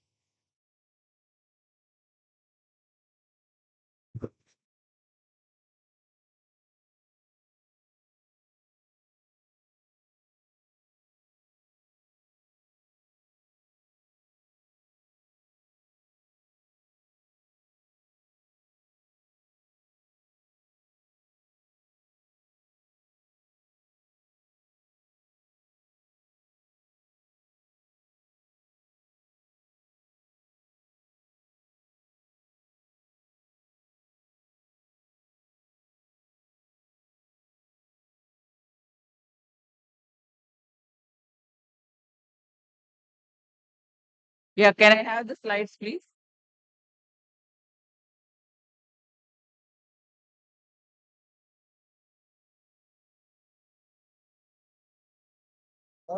Put it here. Good morning. Respected teachers, colleagues, and my dear friends, it's my privilege and delight to introduce to you a truly exceptional individual, Dr. Manas Panigrahi, the name that commands deep respect in the world of neurosurgery and beyond. And I can say that this quote definitely matches Dr. Manas.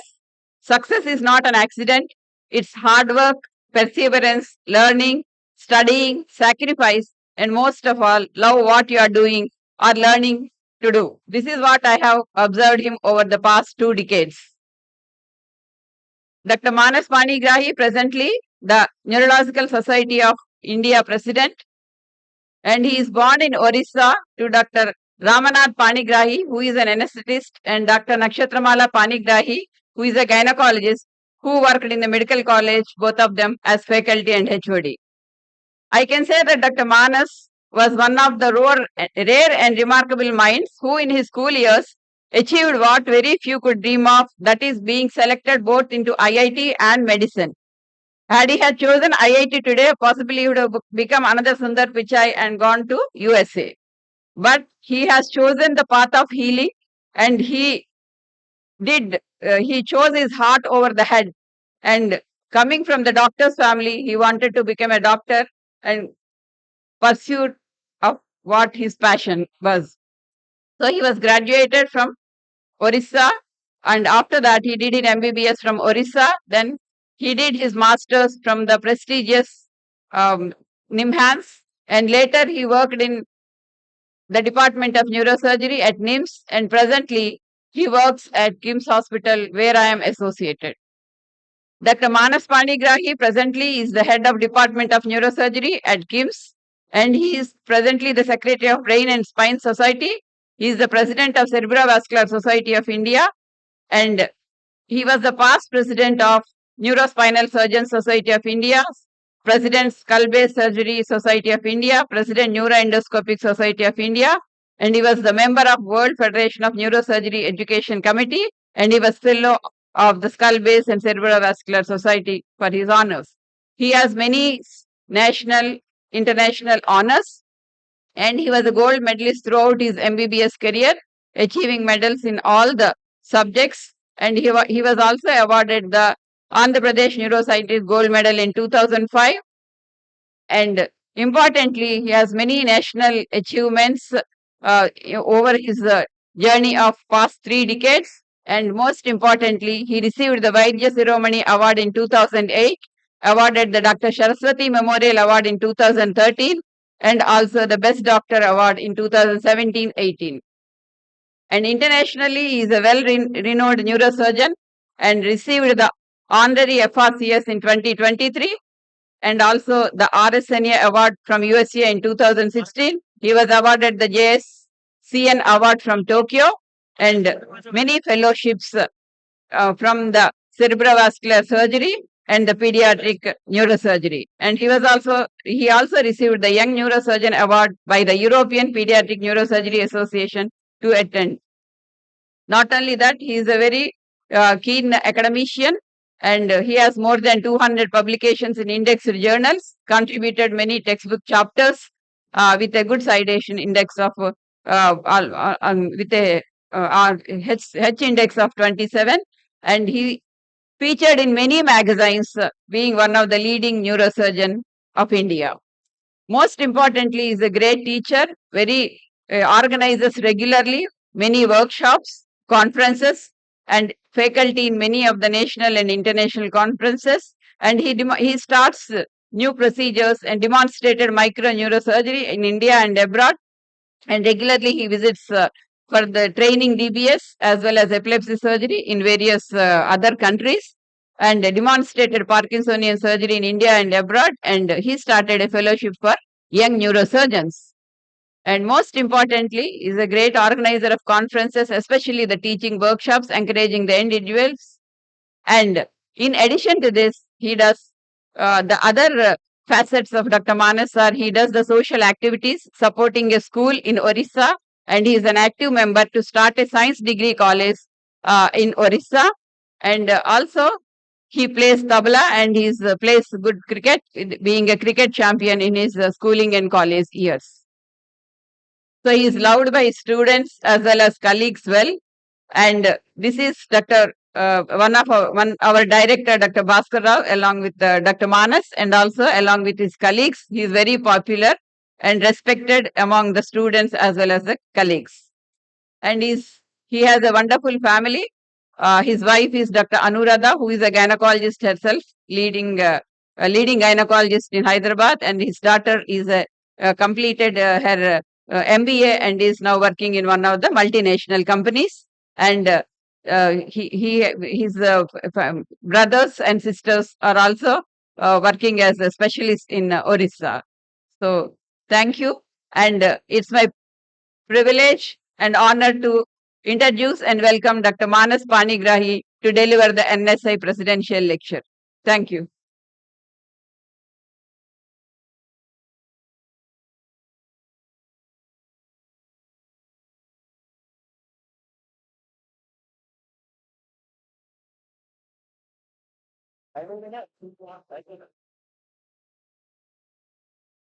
Practice of Parkinson's disease.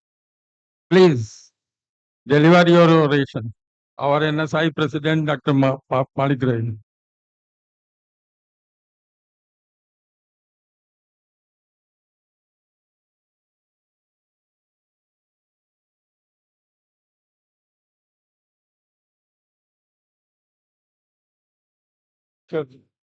Hello. Yeah.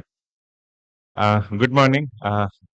I'd like to thank IAN for inviting the NSI president to present in this forum, and I'd like to thank the chairpersons as well as Dr. Sita for giving an elaborate introduction. But what she forgot is to tell the epilepsy family, and Sita has been like an epilepsy family for me. And she has a nice way of telling that he will not tell that you don't know. But then when I started doing epilepsy surgery, she told, no, let us go to epilepsy meetings. Basically, she didn't want to tell me that I don't know epilepsy surgery. She wanted to teach me. So that's how we developed epilepsy surgery. So I've gone many basic courses of epilepsy surgery with her, and then we have developed the program for the past 25 years. Today, I'll not be speaking of a lot of publications, as Dr. Sangeeta said. I'll be speaking on pursuit to perfection. The journey of NSI, the pursuit of NSI to perfect the relationship with IAN.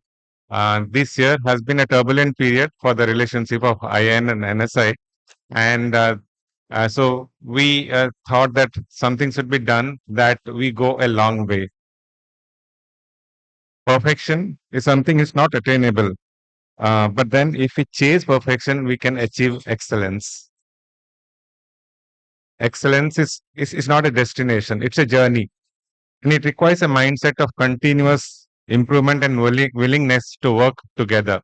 And the final beneficiary is the patient if you work together. Neurologists and neurosurgeons work with different instruments, one with a knife, one with a pen. We fight on many petty things, but then we are together on major issues. And the NSI was formed in 1951, 75 years ago. And as the number of members increased, 40 years down the lane, there was another society formed. And then 20 years down the lane, another society using knife also was formed. So now it was important for the parent society of NSI to bring together all the societies on a single platform. And this bridging the gap, Dr. Sangeeta and his team members helped us to bridge the gap in this year. I'd like to thank on behalf of all the executive members of NSI for bringing this gap together and celebrate the Platinum Jubilee celebration of NSI this year at NSI. And the best way to acknowledge is that the NSI is being organized by a neurologist rather than a neurosurgeon at Indore. Hence, I invite all of you to come for this meeting at Indore in December. To have a common group that we don't have a lot of neurosurgery topics, we have topics which have faculty included from NSSI, NSI, and IIN in the presidential symposium. And topics are on non-neuroscience topics like joys of writing or the journey of Dr. Mahabhatra's from the village to become a Padma Shri, or the status of neurosurgery in the world. We have brought the people from the lawns to the halls. Yesterday I saw more attendance in the lawn than in the hall. So we brought music to the halls in NSI. in NSI in Indore. We'll have a workshop on creativity of mental health and creativity and mental health, as well as we'll have a talk on you have landed, but have you arrived? There are philosophical talks, but then it is important for us to know how to treat, not know how to treat, but whether it's worth treating or not. So please come, because we have a lot of non-neurological, non-neuroscience topics which will cater to both neurologists and neurosurgeons, psychologists, pathologists, everybody, and come and join in the celebration of Platinum Jubilee celebration of NSI at Indore. Collaboration has helped many neurologists and neurosurgeons to achieve excellence in patient care. And fortunately, subspecialty, which is developed in the past 20 years, has brought us again together. The movement disorder program by Dr. Mohandas, Dr. Praveen, and Dr. Jayasri, the epilepsy surgery program by Dr. Sita, and the stroke program by Dr. Kaul has brought us together, which has probably 25 years ago, we didn't have a common platform. I'll be taking an example of one of the of our pursuit in excellence of treating Parkinson's disease as an example, though we have worked more on epilepsy and stroke also. So I'll be talking on what we have changed, or what is changed in over 25 years in the treatment of Parkinson, how we started, and how what we are doing now. For the first 10 years, I did the work is of Nizam's Hospital, and the later 15 years, this work is at Kim's Hospital. Why did I choose this? Because in future, the burden of Parkinson will definitely go to increase, because the longevity of our people are increasing. Hence, we will have more and more Parkinson patients to be treated, and not only Parkinson's, even the essential tremor, which is more common in elderly. So you'll have a huge burden of essential tremor and Parkinson's to be treated, and hence there should be many centers which should treat this disease, people who are suffering with this disease. And of all the people who suffer, at least 2 to 4% of them need surgical treatment, either DBS or some other form of treatment, and that will be a large group of people. And if we do not develop from now, there will be a huge treatment gap in delivering services to these people. It's not only Parkinson, at least one of 72 Parkinson patient and one of 34 essential tremor patient, which you see in your OP, will need some form of treatment or referral to a surgeon. So when you refer to a surgeon after failure of medical management, there are 4 ways what we treat. One is doing a radiofrequency listening, doing a deep brain stimulation, doing a gamma knife radiosurgery, or a focused ultrasound. The most popular has been the deep brain stimulation at present.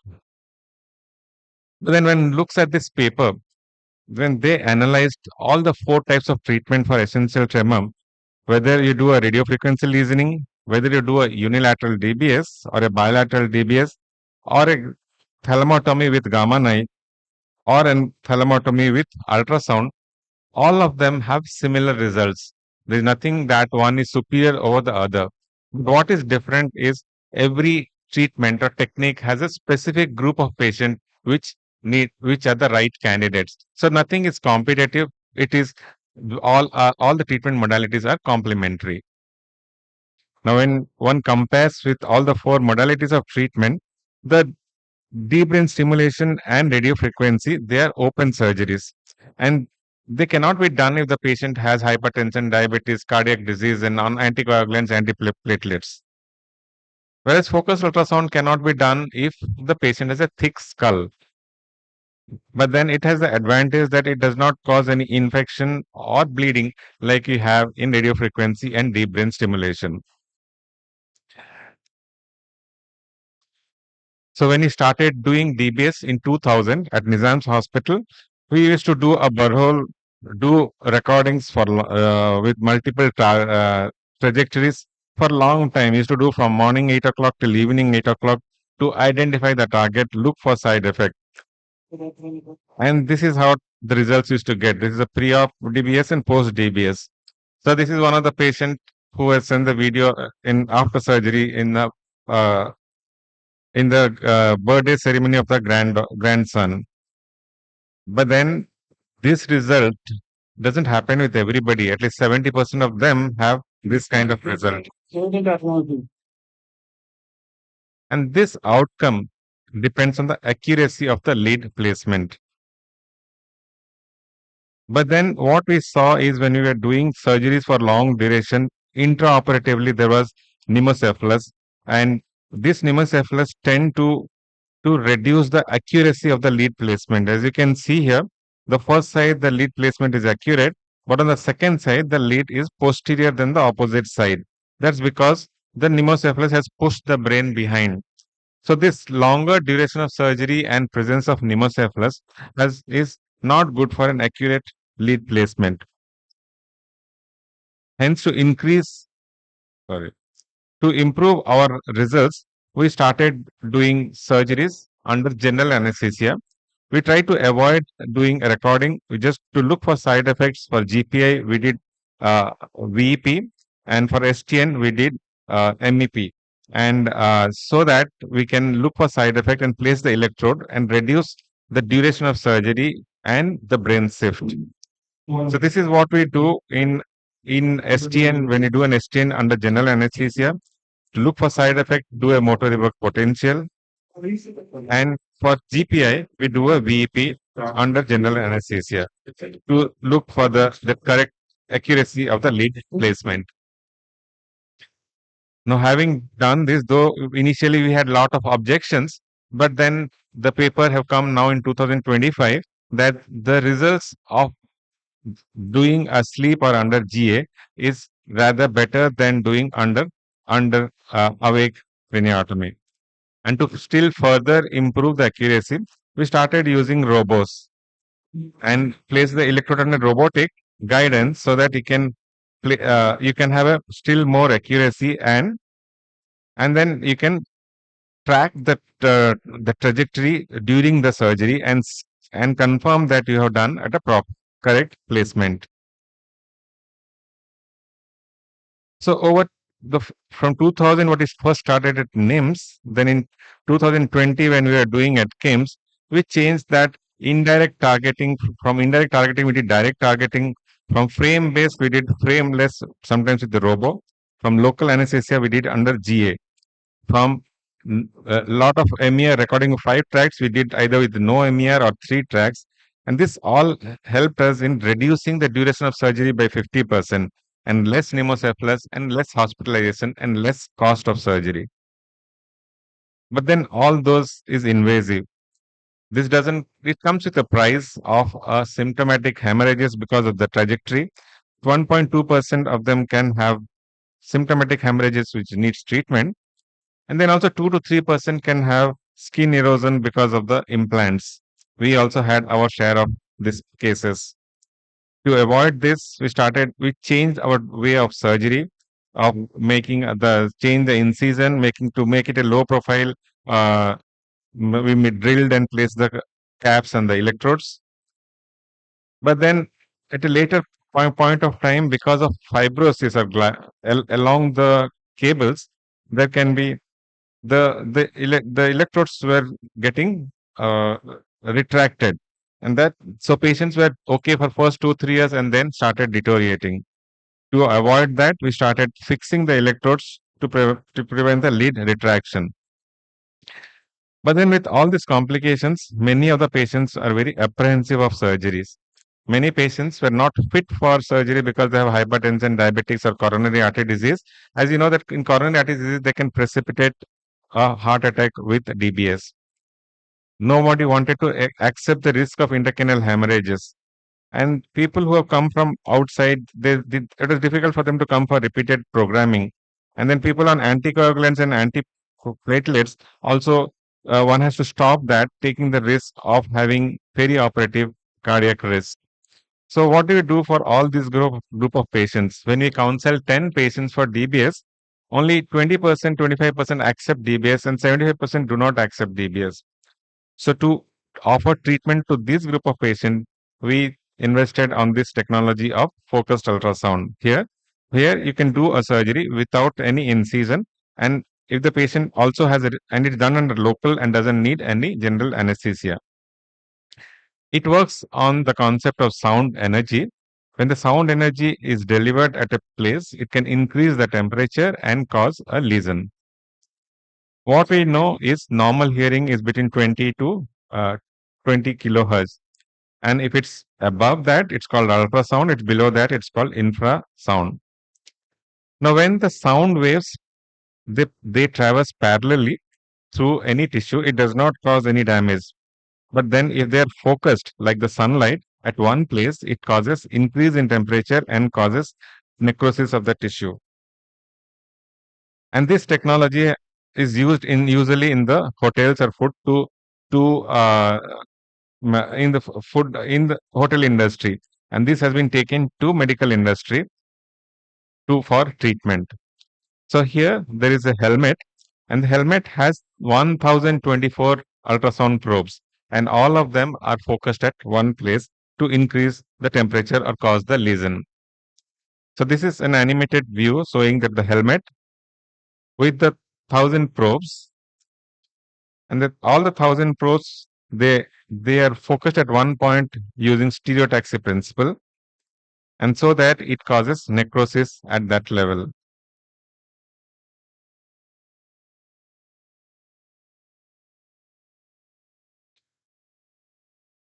Now, the critical point is all the ultrasound wave have to travel in the same phase. Now, what one can do is control the degree of temperature, what it arises by changing the power and the joule. So, if the temperature reaches 50 degrees, it causes a physiological change, reversible physiological change, and hence one can at this level check whether the patient has clinical outcome or not. And if you are confirmed that it is the perfect target, one can increase the temperature to 60 degrees to make a permanent lesion. Now, that ultrasound can cause lesioning was found in 1942 in experimental lab when they did an animals that ultrasound can cause lesions. And in 1949, a neurosurgeon started using ultrasound to cause lesion in movement disorder. But then they had to do a craniotomy. Again, in Fry brothers, in the same year, they used craniotomy not only for Parkinson's but also used for brain tumors.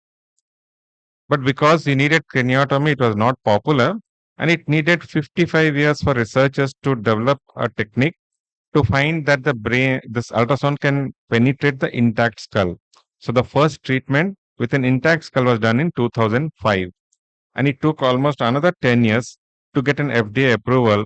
And the first FDA approval for treatment with ultrasound came in 2016.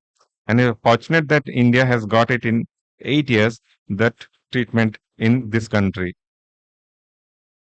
The penetration of the ultrasound depends on the thickness of the skull. If the skull has more marrow, then it does not penetrate, but if the marrow is not there, then it can penetrate. So if you have a low SDR or the skull density ratio, it's difficult. Though in Western country, 20 to 30% they tell they have a low SDR, but fortunately, the cases which have done, only one patient out of 30 had a low SDR.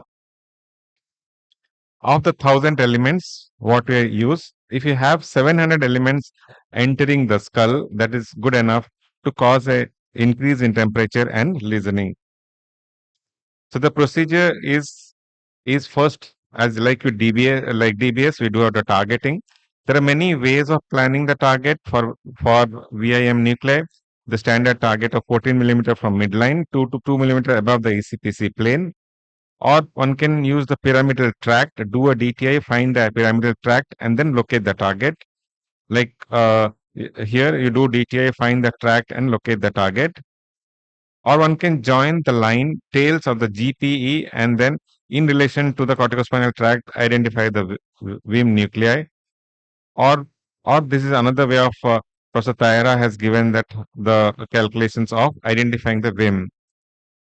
Recently, the most popular has been to identify the tracts, like identify the dendrothalamic tract, corticospinal tract, and the medial lemniscus, and the decussation at of that place is the decussation of that place, the target confluence of dento-cerebrothalamic tract, and that is the right track to have the best result and least side effect.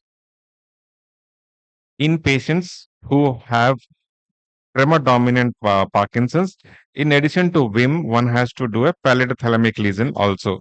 So in in essential tremor, one has to do one lesion, whereas in tremor dominant Parkinson, one has to do 2 or 3 lesions to have the effect. So these are the tractography done at our hospital to plan for the patients which have done. You can see here the tractography, the confluence of the tractography, then we plan the targeting there. We use the similar planning for DBS also, and these are the planning which are done for our cases. The first step after planning is done is to fix a frame, the stereotaxy frame, then to fix the membrane, and the frame should be fixed parallel to the orbitometer line. This is done pre-procedure testing in front of the MRI room. This is a patient of Dr. Mohit Bhatt.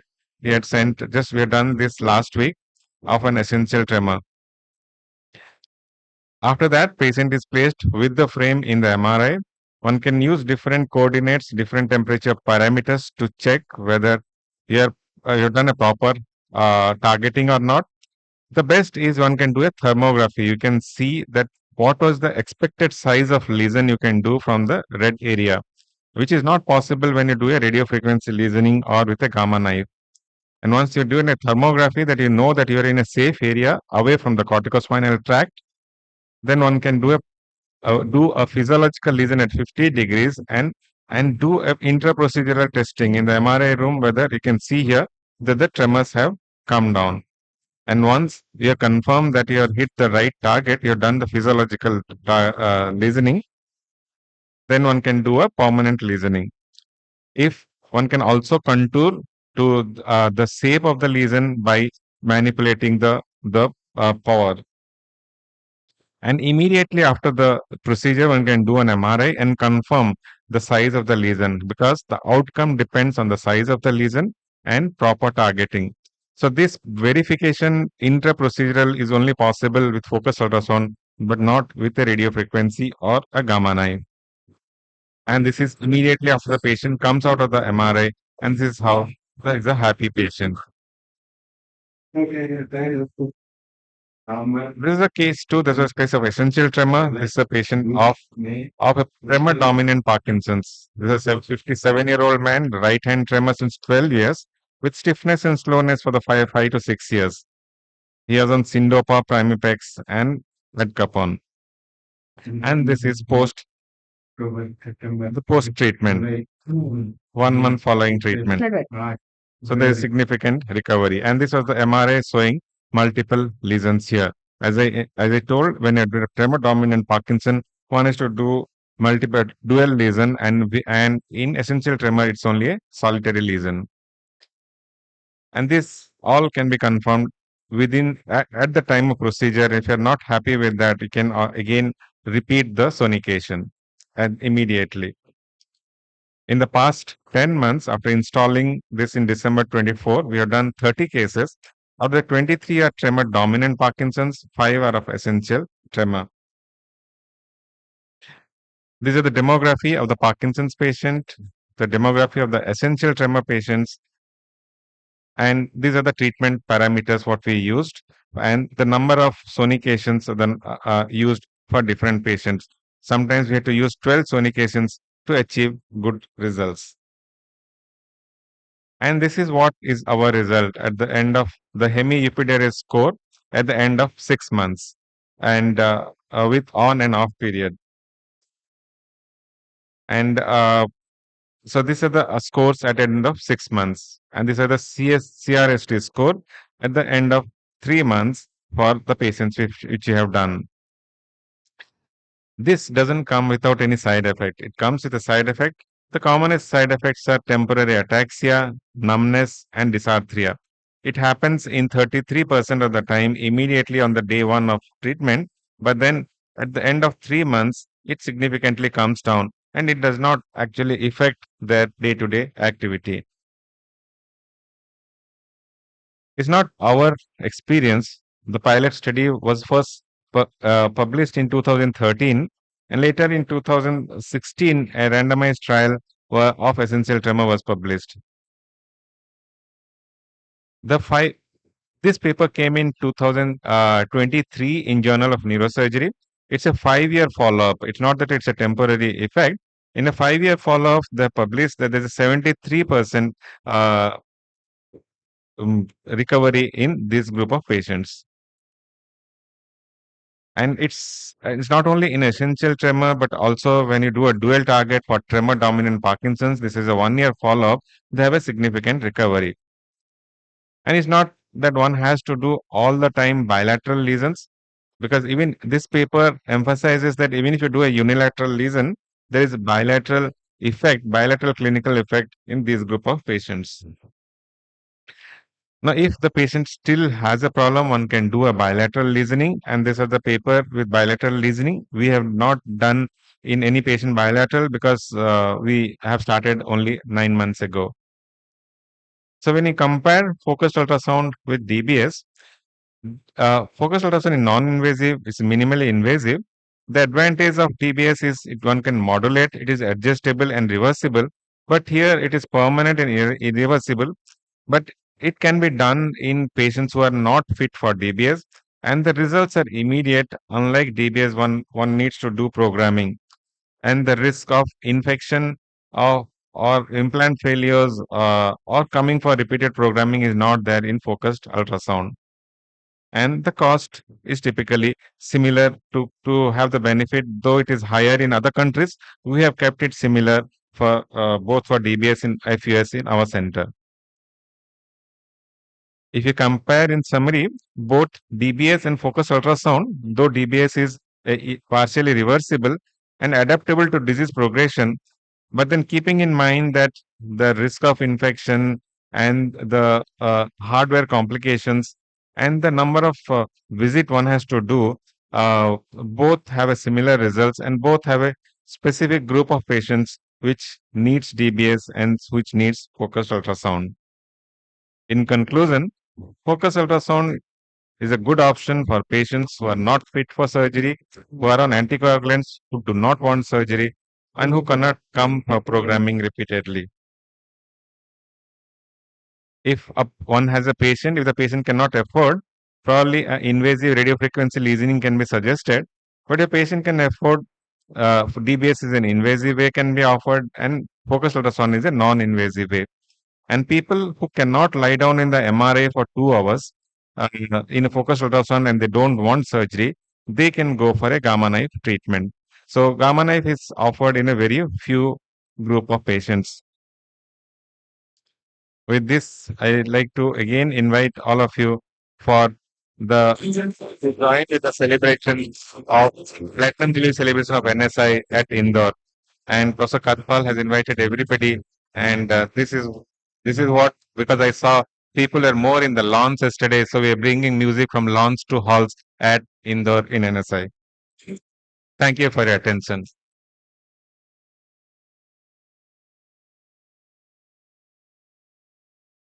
Thank you, Dr. Manas, for such a nice oration.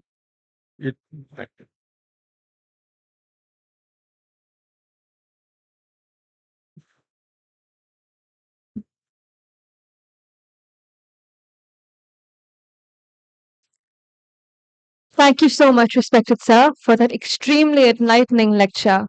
And thank you, respected dignitaries, for the same. Let us now acknowledge President Ma'am on stage with a big round of applause.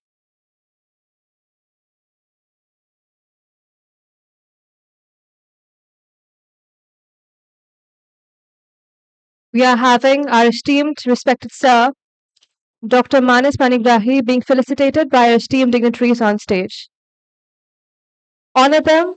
Ladies and gentlemen, please give them a huge round of applause.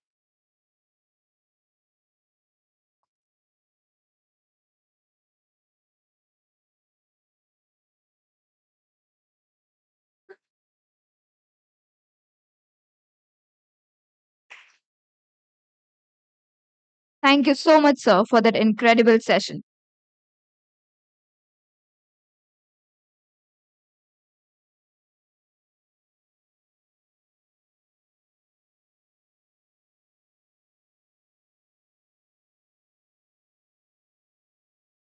And to everyone else who was present here, thank you for an incredible session. Now, here in Kashi, food is also prasadam, nourishment, for the mind as much as for the body. And they say the aroma of Banaras's food releases dopamine. Dopamine, along with togetherness to create something greater, is of course bliss. Ladies and gentlemen, allow us to announce that the lunch break, along with the esteemed and much awaited general body meeting, will commence now till 2:30 p.m. Please reconvene at your respective seats exactly at 2:30 p.m. so that we can begin our next session. Thank you, everyone.